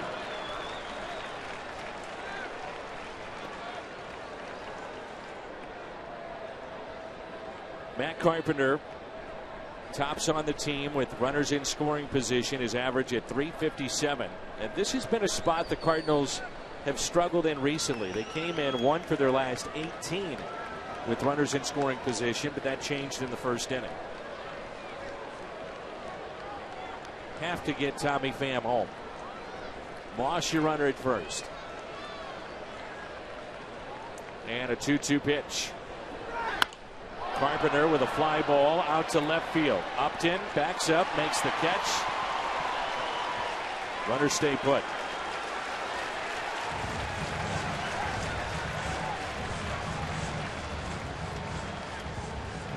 Carpenter had a rather long look over at third, I think questioning why not chance it here and bring home Tommy Pham. Well, here's why I'm a bit surprised that Tommy Pham doesn't go on this, and he was in fairly shallow left field, so I understand that. But do you really even want to throw the ball home if you're the Padres? You've got a lead. That's the point. You've got a runner at first base. Are you gonna risk a throw to the plate that's late and creates another scoring opportunity for the Cardinals? Perhaps a miss there.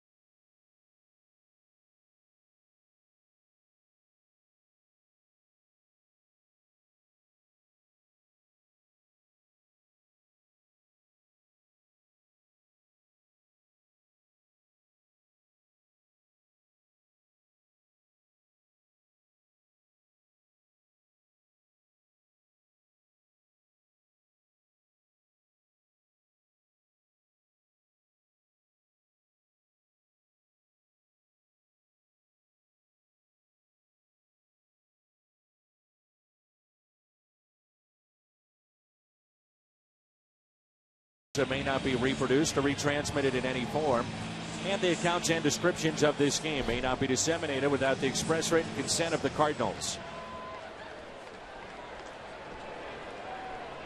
Sean Kelly in to face Stephen Piscotty with runners at first and third. And a strike. Piscotty tonight scored the first run of the contest, reached on an error, came in on a 2-out base hit.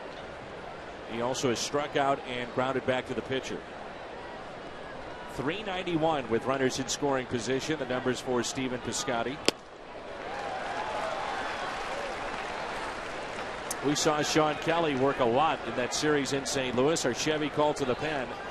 We both came away impressed. The stuff was clearly good.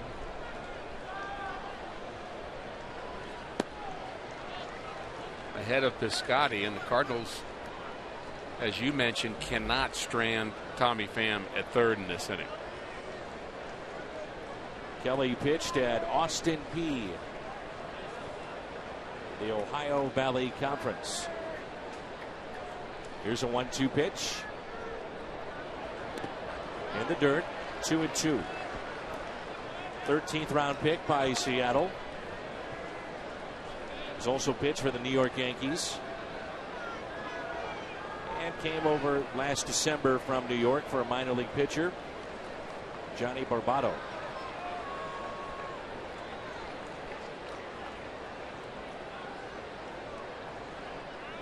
The 2-2. Fly ball into center. Jankowski will make the catch. This throw will come into second. Pham will score. Piscotty picks up RBI number 13. And that makes it a 5-3 San Diego lead. Well, that's the run you had to get. Now you got to work for more. Find a way to get some 2-out magic. Get Brandon Moss around. Good at bat for Piscotty, who was down in the count, still managed to get the ball into the outfield. Situational hitting. Tying run at the plate. Johnny Peralta with 16 home runs. He's 2 for 3 tonight. He was robbed his last time up. So both those runs are charged to Bud Norris, who now has an ERA pitching for San Diego. First 2 runs he's allowed.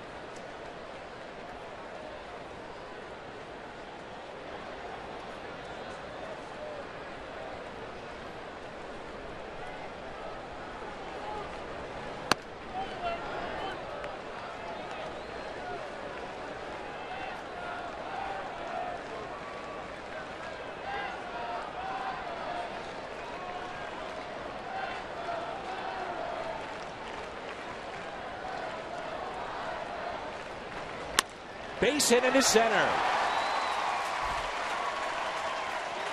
3-hit night, Johnny Peralta.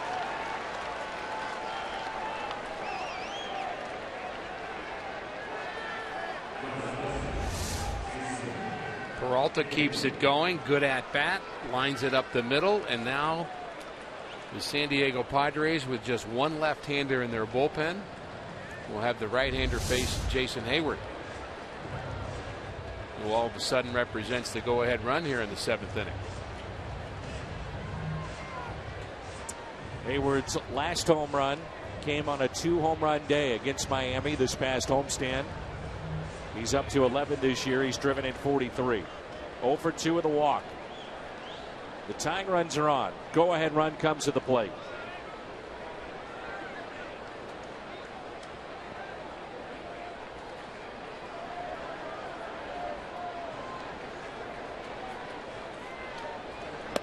First pitch is strike.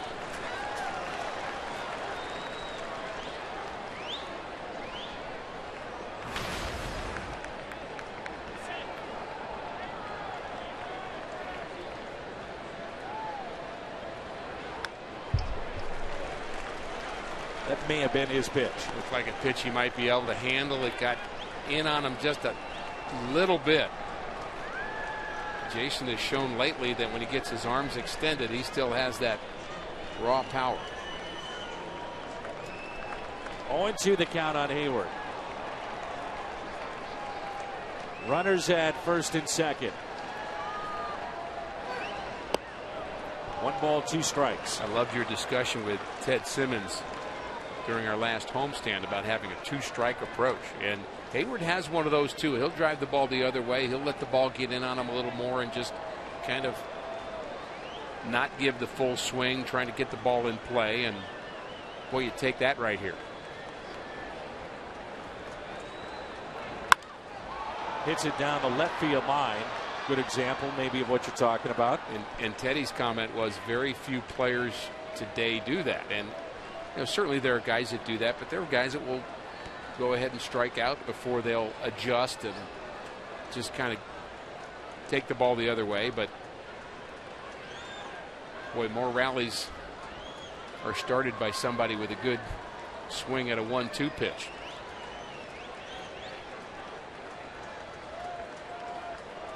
One, 2. Tied him up. And it's time to stretch.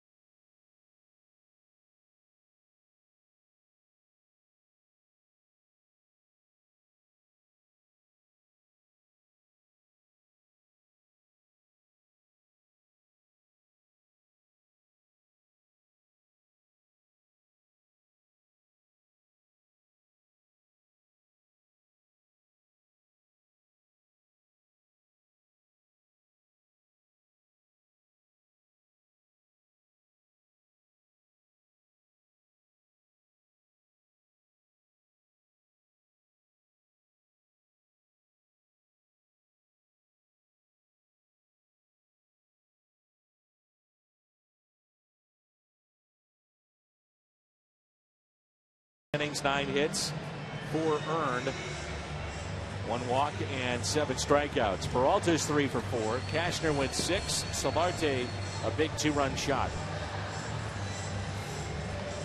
Hyundai pitch arsenal for Randy Choate, making another appearance here tonight, number 58, second on the team. Very simple for him. It's either a sinker or a slider. Not a lot of complication to the signs between he and Yadier Molina, and a lot of complications to how he's being used here. You assume he's just got 1 batter here at the bottom of the 7th. Cardinals trailing by 2. The batter will be Yonder Alonso. Remember last time we saw Randy Choate hit a man in a key spot. So Chevy called to the pen. Segris, by the way, with 60 appearances to lead the club. Choate with 58. Alonso, Kemp, and Upton here for the Padres. 1 for 2 with a walk tonight. Trying to extend a single into a double back in the 4th. Was part of that big 5-run inning for the Padres. Just joined us. The Cardinals in the 5th with 3 errors. It led to 5 runs.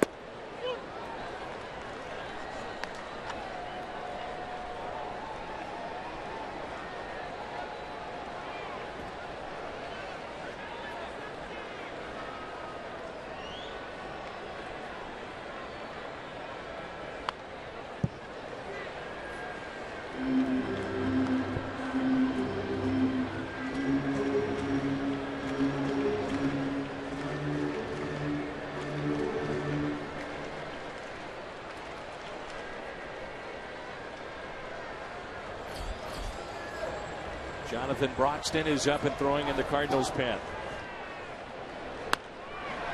And a high fly ball into right field. Hayward in a few steps. Makes the catch, and that'll be it for Randy Cho. Cardinals will go to their bullpen. Jonathan Broxton will be the new pitcher. He'll face Matt Kemp when we come back in a 5-3 ball game.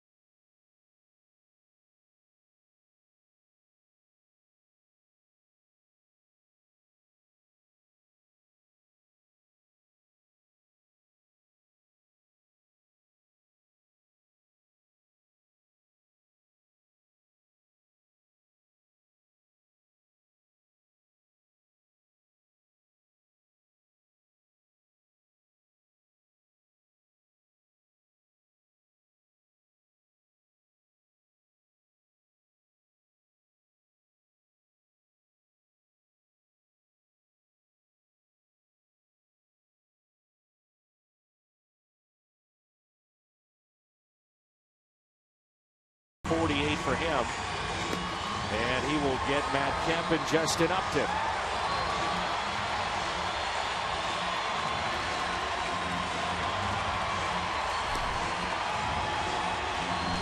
Matt Kemp, who hit that cycle first in Padres history. When he got to third, he had to be told he had hit for the cycle. He had no idea.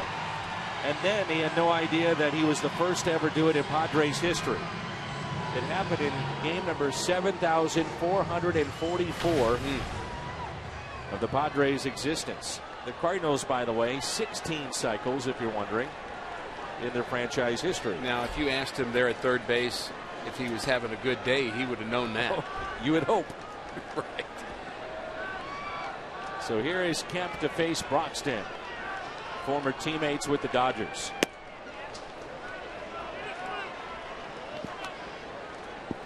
You've seen good things from Jonathan Broxton.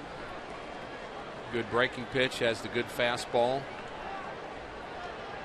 Hasn't been his best year in the big leagues, to be sure, but he pitched better right before the Cardinals made the deal for him. Popped up, Reynolds over and out of play. What was it like for you? And you've told the story about Terry Pendleton and facing him, but just in general, facing a former teammate, did you feel like you had a better understanding of what the guy does and does not like? Well, I think I have to. First of all, you have to block out that you're pitching against your friends. And my former roommate, Andy Van Slyke, may have been the hardest one to face because there's a guy that I knew very well, and it was a tough out. And I knew the way to get him out is I had to throw him sliders away after throwing a fastball under his chin. And that's what you do. And you just have to make yourself. You have to force yourself to say, my job is to do my best, his job is to do his best, and we'll go to dinner afterwards. But we're going to compete now, and that's what he would want. He'd want my best, and I want his best. How'd you do against him? Well, he was, I don't exactly know, but I think he was 3 for 8 with 3 scratch singles. I did get him out one time with a double play to end the game to get a save in Pittsburgh. I do remember that, and I struck him out once after the fastball under the chin. That's why I remember that so well. Well hit into right center, but playing deep, Tommy Pham, and he's got it.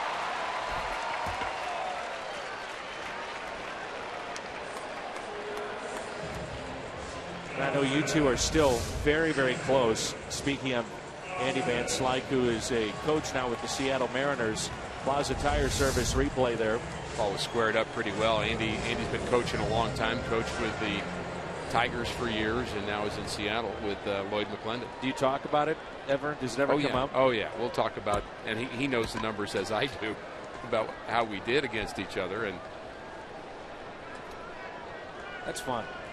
It is. And honestly, I think in some ways the pitcher may have an advantage to people that have been teammates. I think the pitcher's trained to think about the weaknesses of the pitcher. I don't think during a game your teammate necessarily watches you pitch to see where you're effective and where you're not the way a pitcher would. I think they're too busy doing other things. Pitchers have more time on their hands is what I'm telling you. And hopefully you've been paying attention in that bullpen. Always pay attention. 1 ball, 1 strike. Justin Upton is struck out twice. Single to center. And picked up a stolen base, number 19.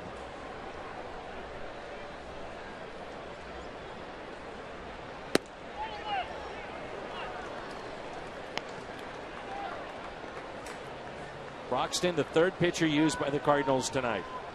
John Lackey, 6 innings, 5 runs, 9 hits, struck out 7. Choate, a third of an inning, and now Jonathan Broxton, the 2-1. Despite that ugly 5th inning, Dan, it's still a close game. Oh, yeah. But as you mentioned, it gets very interesting when you face the Padres, or when you're facing the Reds, let's say, and you've got to take on Chapman. In this case, you've got Kimbrel ready for the 9th. So the 8th inning becomes of greater importance for St. Louis.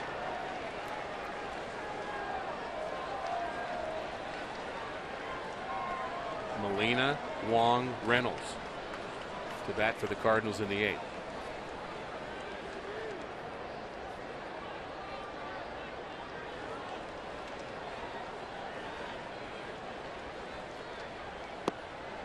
Upton takes a pitch low. 2-out walk. Dan, when I think of this ballpark, one of my memories is one of the last games, perhaps the last game you and I did together here, when we had a gentleman run onto the field. Surely you remember that. The line of the year, as this gentleman made his way to right center, scaled the wall, ran through the beach. He was streaking, kind of, went up the bleachers and into downtown San Diego. We thought it may be a rallying point for the Cardinals. That was your thought. And we had just had the rally squirrel. You said if the Cardinals win this game and take off and win the World Series, how is Bill DeWitt going to get that streaker on the ring? And as we watched him run into downtown San Diego, that was funny enough. But you and I got onto a bit of a laughing jag there, and well, the next couple of innings were silent. I'm sure a lot of people love that, but we just couldn't stop laughing. Well, the best part was they were chasing. They couldn't get him. No. And we tried to find out the next day if they got him, and no one knew. He had vanished. Just ran into the night. Here's a 1-1 to Jed Jerko. Just outside. Of course, the rally squirrel is on the World Series ring, which is what kind of drew that comment. And I'm smiling just thinking about how much you and I laughed over that. Loved it. Well, you picked me off when you said, how are we going to fit this on the ring? Could you imagine having all the diamonds and rubies, and you're 50 years later and there's some guy on a ring in his underwear, nothing else? You're saying, why is he on this ring? And that's what some may be saying about the rally squirrel. They may. But it is a great story. Maybe 50 years from now, they may be saying that. Here's a 2-2 pitch.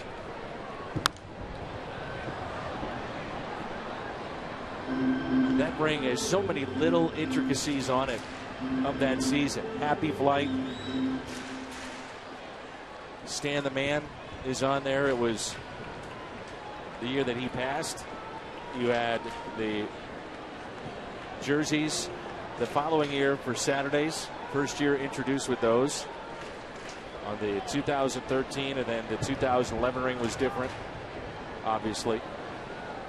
But both those rings have so many different remembrances of what made that year special. Yeah, they tell a story. I mean, it's certainly a wonderful gift that the club gives to the players and the team personnel, but it, you know, they want it to be a legacy. They tell a story of what really happened.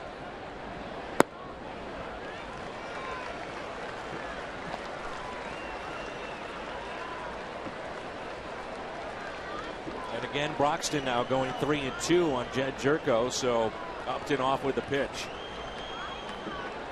Big gap in left center. Kevin Quackenbush getting loose, a right-hander for San Diego. That pitch is hit down the right field line and out of play. Dan, if you had to design a ring today, assuming the Cardinals play long enough in the playoffs to get a ring, whether it's a league championship ring or a World Series ring, you'd have to say what has defined this team is the ability to pitch with runners in scoring position. Now, that's a lot to put on a ring. I'd put team ERA on there. Maybe so.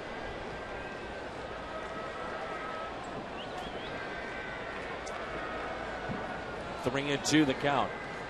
It's another pitch to Jed Jerko. It's another walk.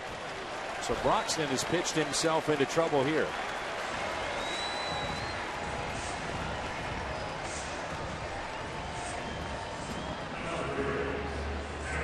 One of the things I've seen from Broxton since he's come over, and I think we may have identified this prior as a opponent watching him pitch, I think his stuff can sometimes be inconsistent. There are times where he's sharp, throwing hard, good break, and then there are other times where things are flatter. That's not unusual, but you have to find ways to get outs when you don't have your best stuff out of the bullpen.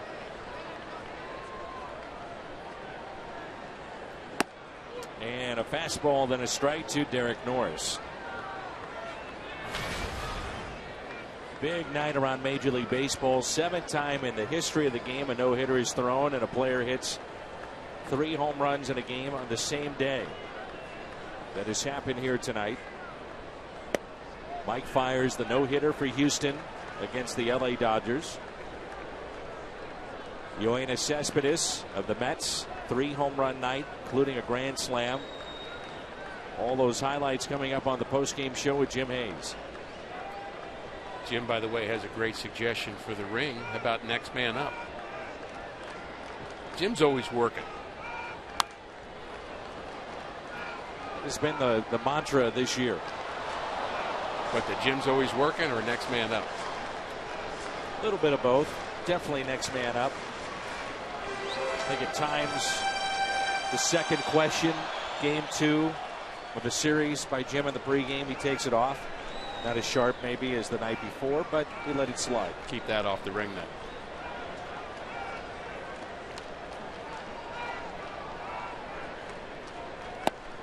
Ooh, just missed inside. Well, clearly a lot of work to be done to get a ring between now and then. But the Cardinals have been so good this season. 34 games over 500. Were not for what the Pirates and the Cubs are doing, they'd be running away with it. 2-2. Broxton gets the strikeout. We head to the 8th. Game 1 of 3. Cardinals and Padres.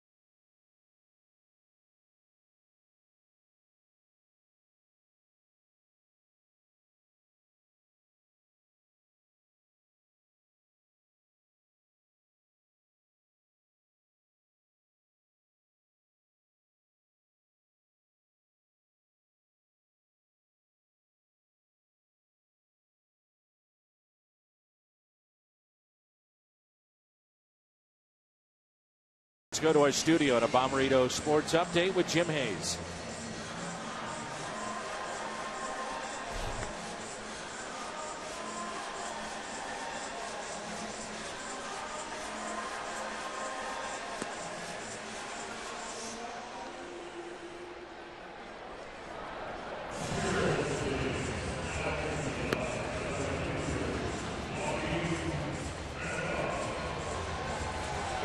Benoit, our Chevy, called to the pen, his 54th appearance.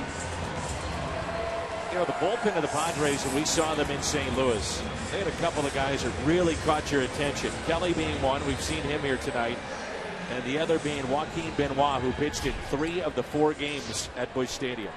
Well, the perfect bullpen is a bullpen that when you've got your best guys out there to protect the lead, they're lights out.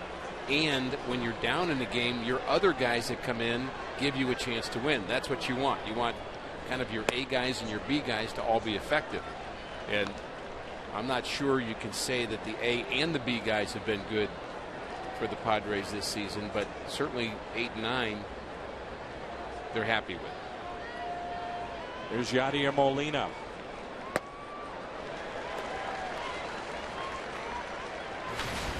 Molina tonight, a base hit to right with 2 outs, but scored a run. Was robbed by third baseman Solarte in the 4th and struck out swinging in the 6th. Cardinals have struck out 9 times tonight. Cashner had 8 of those.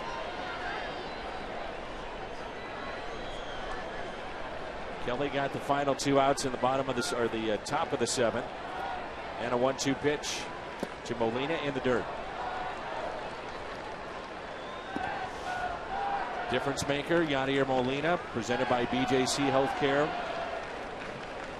The difference that he makes in wins as opposed to what he does in losses. Bellwether player then. 2 balls, 2 strikes. Not a surprise.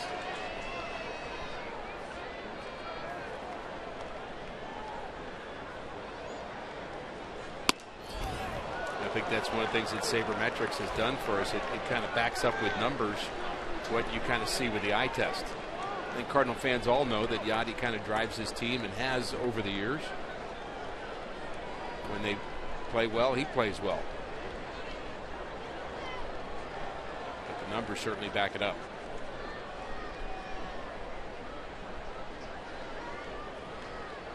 (3-2). Molina.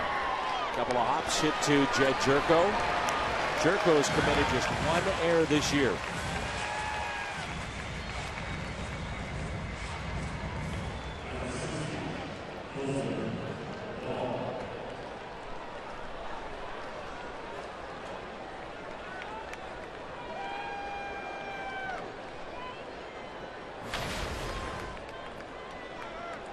Cashner, then Norris, Zipchinski, Kelly, and now Benoit.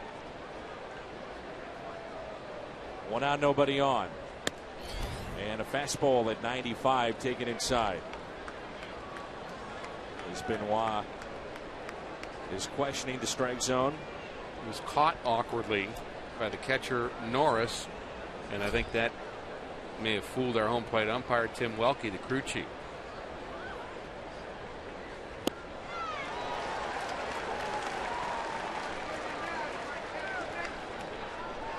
You would say that it shouldn't matter how a catcher catches it, and maybe that's true.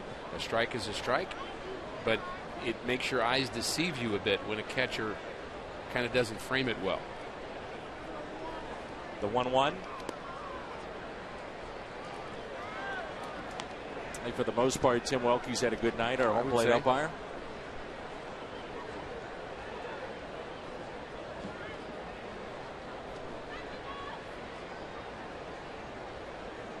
I think umpires have a good night when they're not central to the action.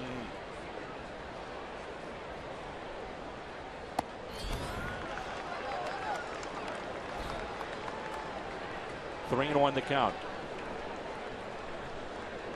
Dan, what do the Cardinals need this inning? I want you to say bloop and a blast.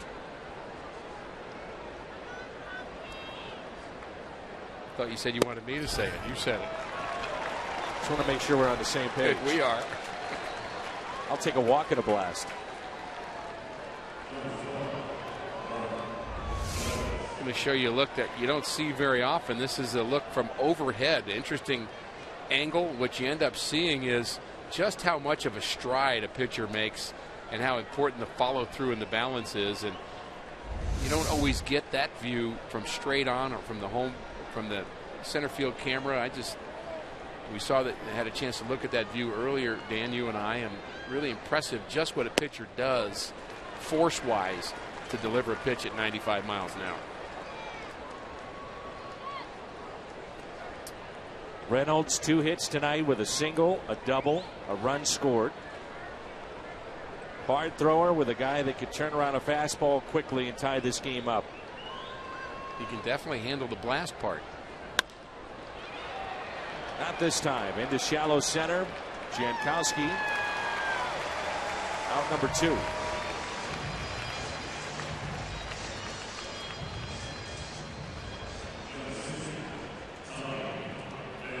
Pham has struck out, grounded out, tripled and scored with an RBI back in the 7th.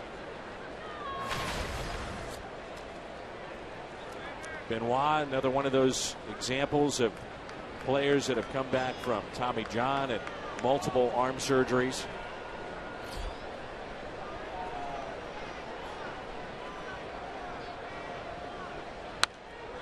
Strike 1. He actually has a screw in his elbow. And our friend Cal Eldred had that similar type procedure. It's amazing what modern medicine is able to do to prolong the careers of so many players, in particular the pitchers around Major League Baseball. It's almost odd when you look and you see if a guy hasn't had Tommy John surgery. Yeah, what's the matter with you? Aren't you throwing hard enough? Right. Guys come back from that, throwing harder, throwing better.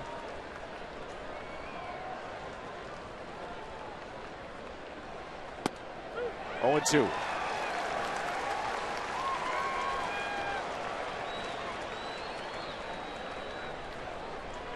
Tell by the look on the face of Benoit that he feels like he got away with a pitch right there that was up in the zone. It could have been disastrous. Pitchers know. You want the ball to be on a string and kind of pull it back to you. You just can't do it. 0-2 pitch. What a great pitch that is on the outside portion of the plate, trying to get a young hitter in Tommy Pham to chase. 1-2.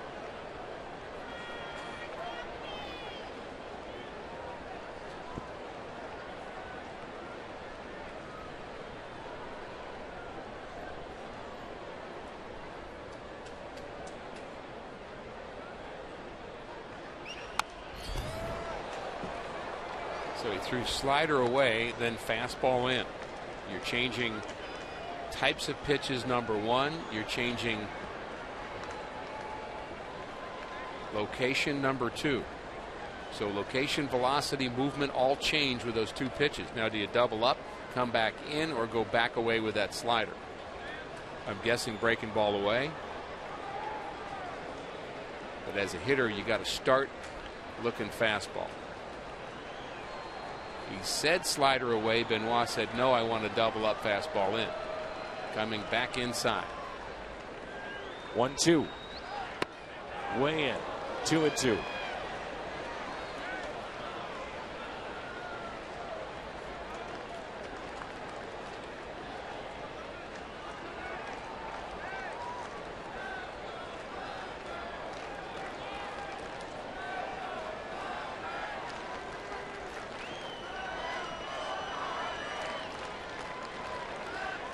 Two pitch. Works it to 3-2. Peter Borges is on deck.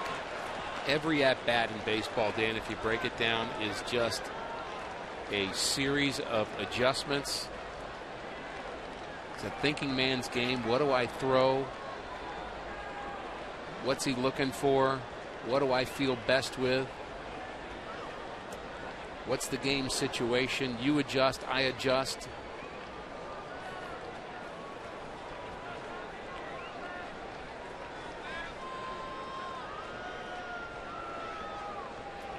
Runner goes with this pitch.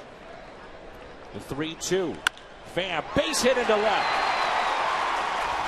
Long was off of the pitch. He's at third, and again the Cardinals will have the potential go-ahead run come to the plate. This time in the form of Peter Bourjos. So he couldn't put Pham away. Got the 3-2, and had to throw a pitch in the heart of the plate to Tommy Pham. And Pham's able to capitalize on it. It's a slider, doesn't break much because he wants to throw it for a strike. And Pham has had a nice night here, a triple and a single here in the late innings. Bourjos is 0 for his last 17 as a pinch hitter, 1 for 17 this year.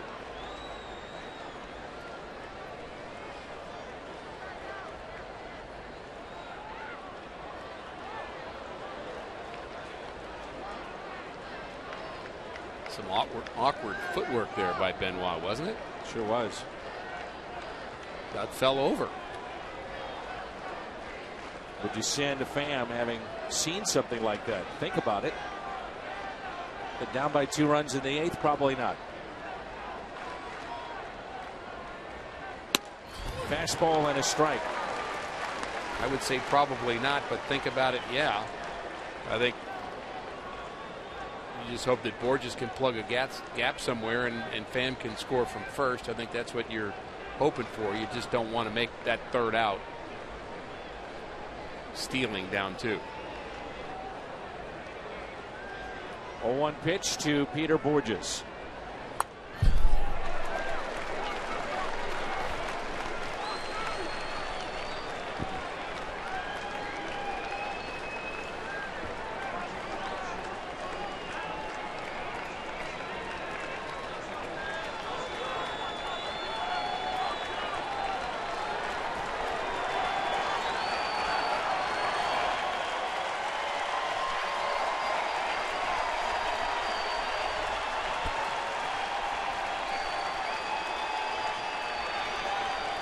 The 0-2.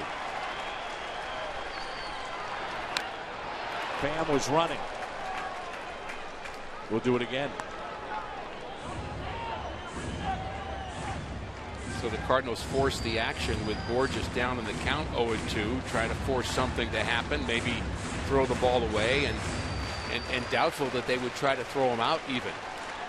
If Pham got a decent jump 0-2, Padres may want to concentrate on the batter, and so why not take a chance?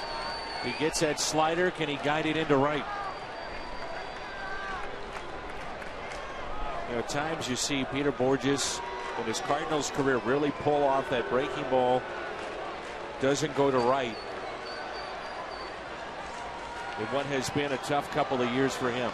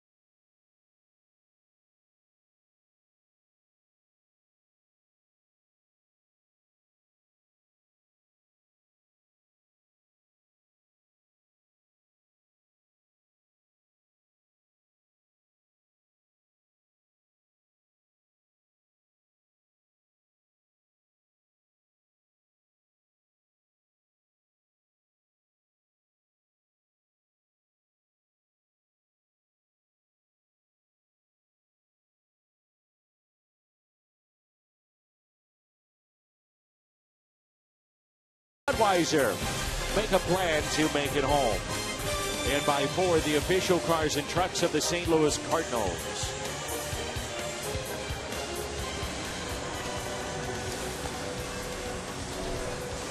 Home half of the 8th rolls in. Amarista will lead it off against Carlos Villanueva. Their Chevy call to the pen, his 29th appearance and a 1.65 ERA.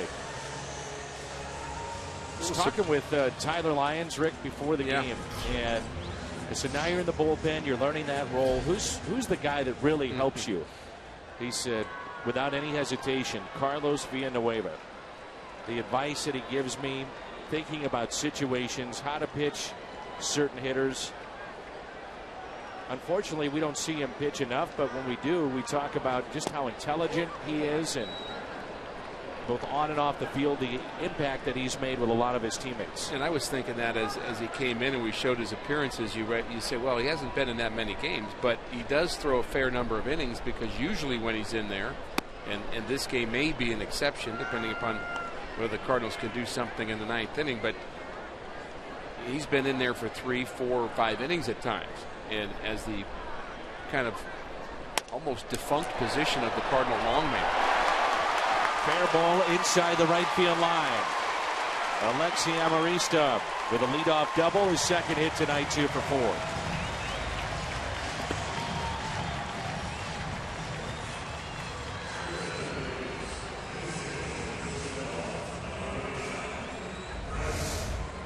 Breaks his bat on this delivery, down and in, off the plate even.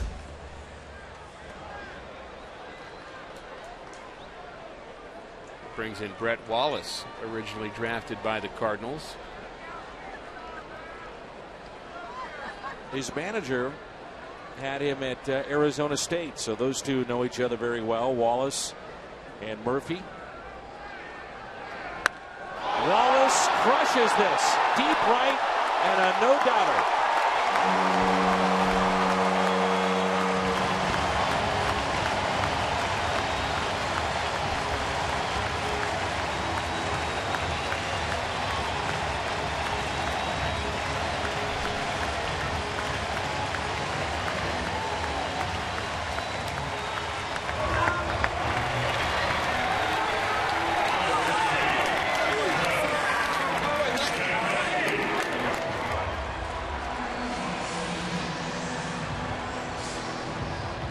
Waste any time, did he? Woo.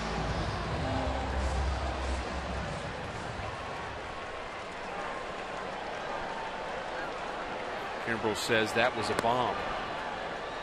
Not the greatest lip reader, but I know what he just said, and I also know that he's going to sit down. He said, man, that was a bomb. Exactly. I'm glad he didn't say something else.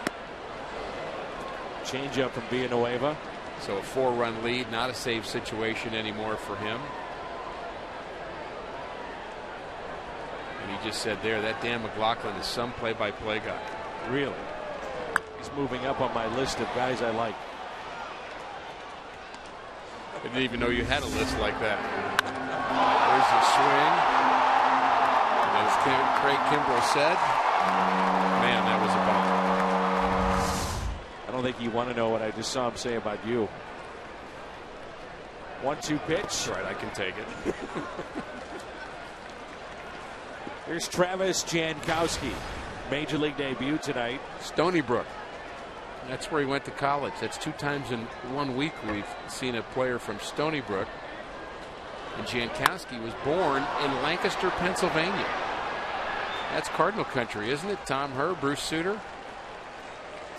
3rd major league player then that has made it from Stony Brook. They've had 19 that have gone to the professional ranks, but 3, if the numbers are correct, that have made it to the big leagues. Here's Solarte. The Cardinals have allowed a couple of home runs tonight. One of those was Solarte, a 2-run shot off of John Lackey, and that 5-run 5th. That would be his 10th. And he's up to 49 driven in.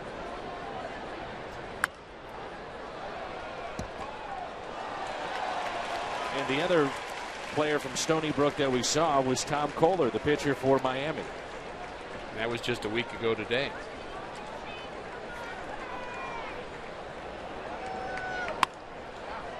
Little flare out to left and a base hit.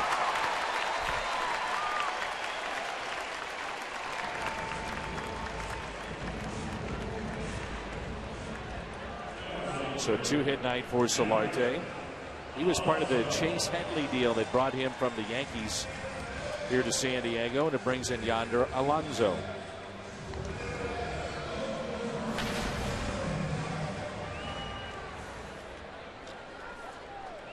Alonso with a single, tried to stretch it into a double, was thrown out by Hayward.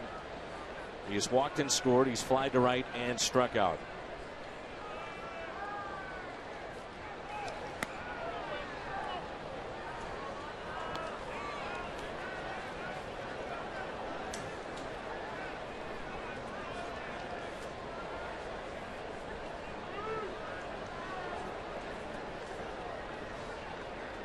Short lead at first by Solarte. It was Solarte at first and Alonso at the plate and Villanueva on the mound. Maybe a good time to announce the Major League Baseball press release today, Dan. They are inducting new players into the Latino Baseball Hall of Fame that's actually in La Romana in the Dominican. And El Duque Hernandez, Jesse Orozco, Edgar Renteria, Pudge Rodriguez, and Sammy Sosa all elected, along with Omar Vizquel. All very deserving, outstanding players. Edgar Renteria, of course, made his name in many ways as a Cardinal. Wouldn't be surprising to see him go in as a Cardinal. Some have said that may happen. That would be the hope. But I like this thought. Of course, we have the Negro League Hall of Fame, which is just a phenomenal place to visit. If you go to Kansas City, it's a must go. But to have a Latino Baseball Hall of Fame as well, honoring Latin American players, I think is a terrific idea. Here is Matt Kemp. Once Renteria gets on the fan ballot for the Cardinals Hall of Fame, that'll be interesting to see the amount of votes that he would get. Well, he's one of the names on their kind of long list of potentials for the next round, and I know the committee that has done that, in my mind, has done really a great job with that. It's not easy to figure out. Of course, all the Hall of Famers are already in. If you're a baseball Hall of Famer, you're in. But to pick the kind of next level of who deserves to be in the Cardinal Hall of Fame, they have 26 total people in there now. High fly ball into deep left. Piscotty is back, and that's gone. 2-run homer, Matt Kemp. The Padres have busted this baby wide open. That's number 15.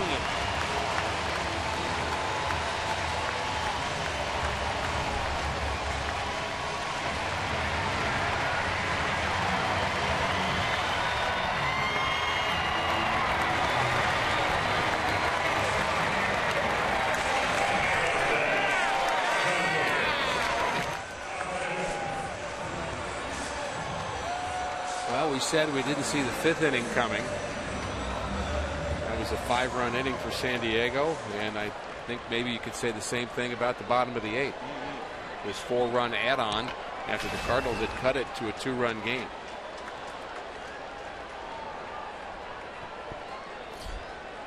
Makes it now 9-3 San Diego.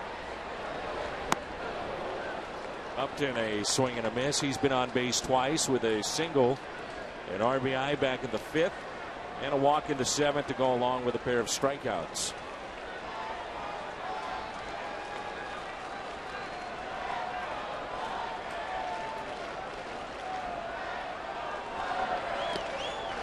Carlos's ERA has jumped from 1.65 to 2.36 in 1 inning here in San Diego.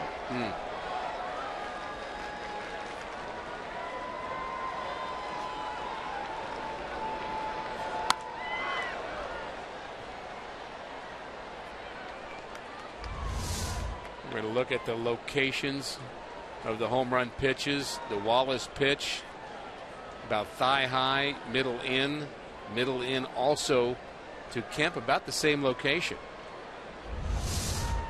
It's now 6 home runs he's given up this year. 1-2 and a strikeout of Upton, who just flips the bat and helmet. He strikes out for the third time. Big inning, though, for the Padres. They extend their lead to 9-3. Off the bench, it was Brett Wallace. Destroyed that baseball. 2-run homer. And then Matt Kent, number 15. That also a 2-run shot. 9-3 as we head to the ninth.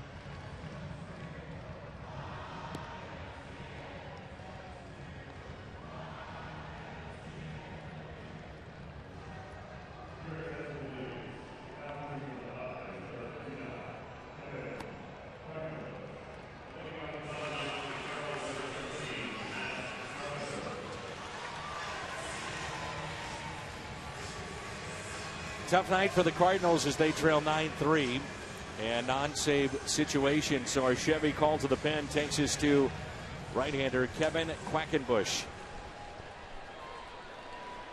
So no Kimbrel.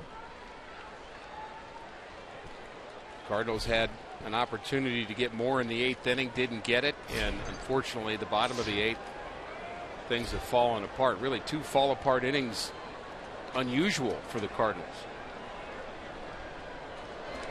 3 errors contributed to that 5-run 5th, and then of course the home run ball.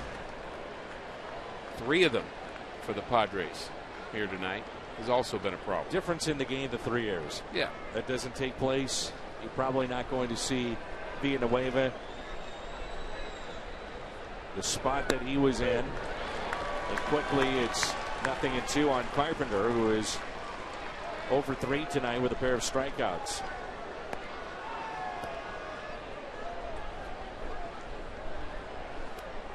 Eighth-round selection in 2011. Quackenbush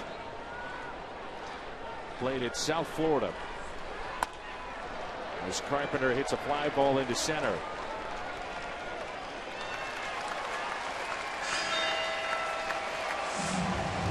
Let's turn to our Budweiser player of the game, and that's Andrew Kashner.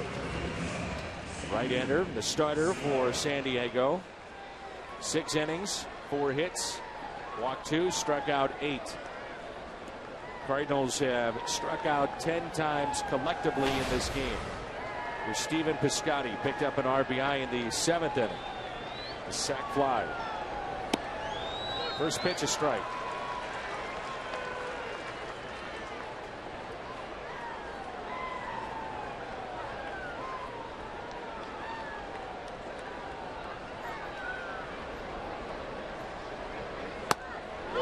He's come in this game and pumping strikes.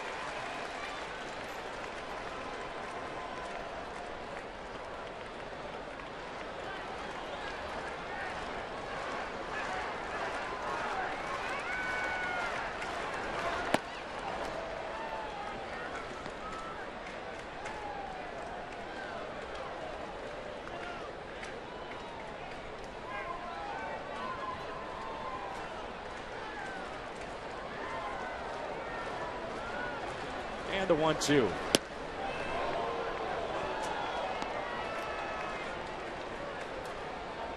I think on the defensive side for the Cardinals, they did make the 3 errors. We also have had a wild pitch that really led to another run. That extra run in that 5th inning came because of a wild pitch. Piscotty on the other side made a nice play and left. But not a lot of good defensive plays here in this game for the Cardinals that I can think of other than that Piscotty play. Jason Hayward's throw from right, another positive.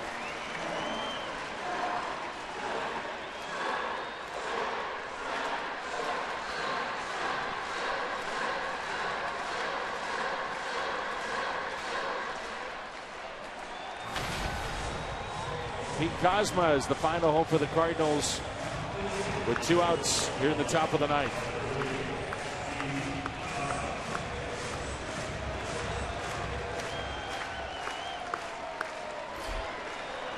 He's pinch hitting for Johnny Peralta.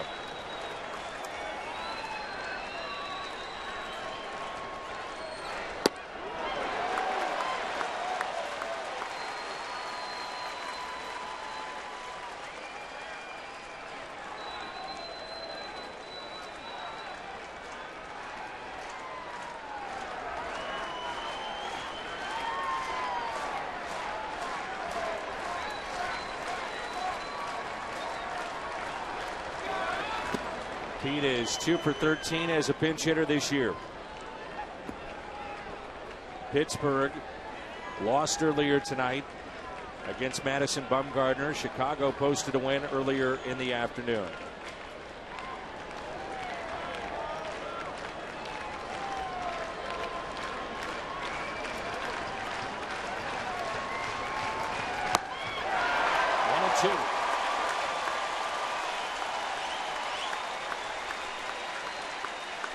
A lot of Cardinal fan noise here in the early going, but it has been supplanted by the Padre faithful, who are enjoying this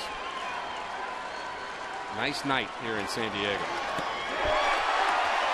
The Cardinals tonight strike out 11 times as the Padres take game 1, the final of 9-3, and St. Louis drops the first game of their 10-game road trip.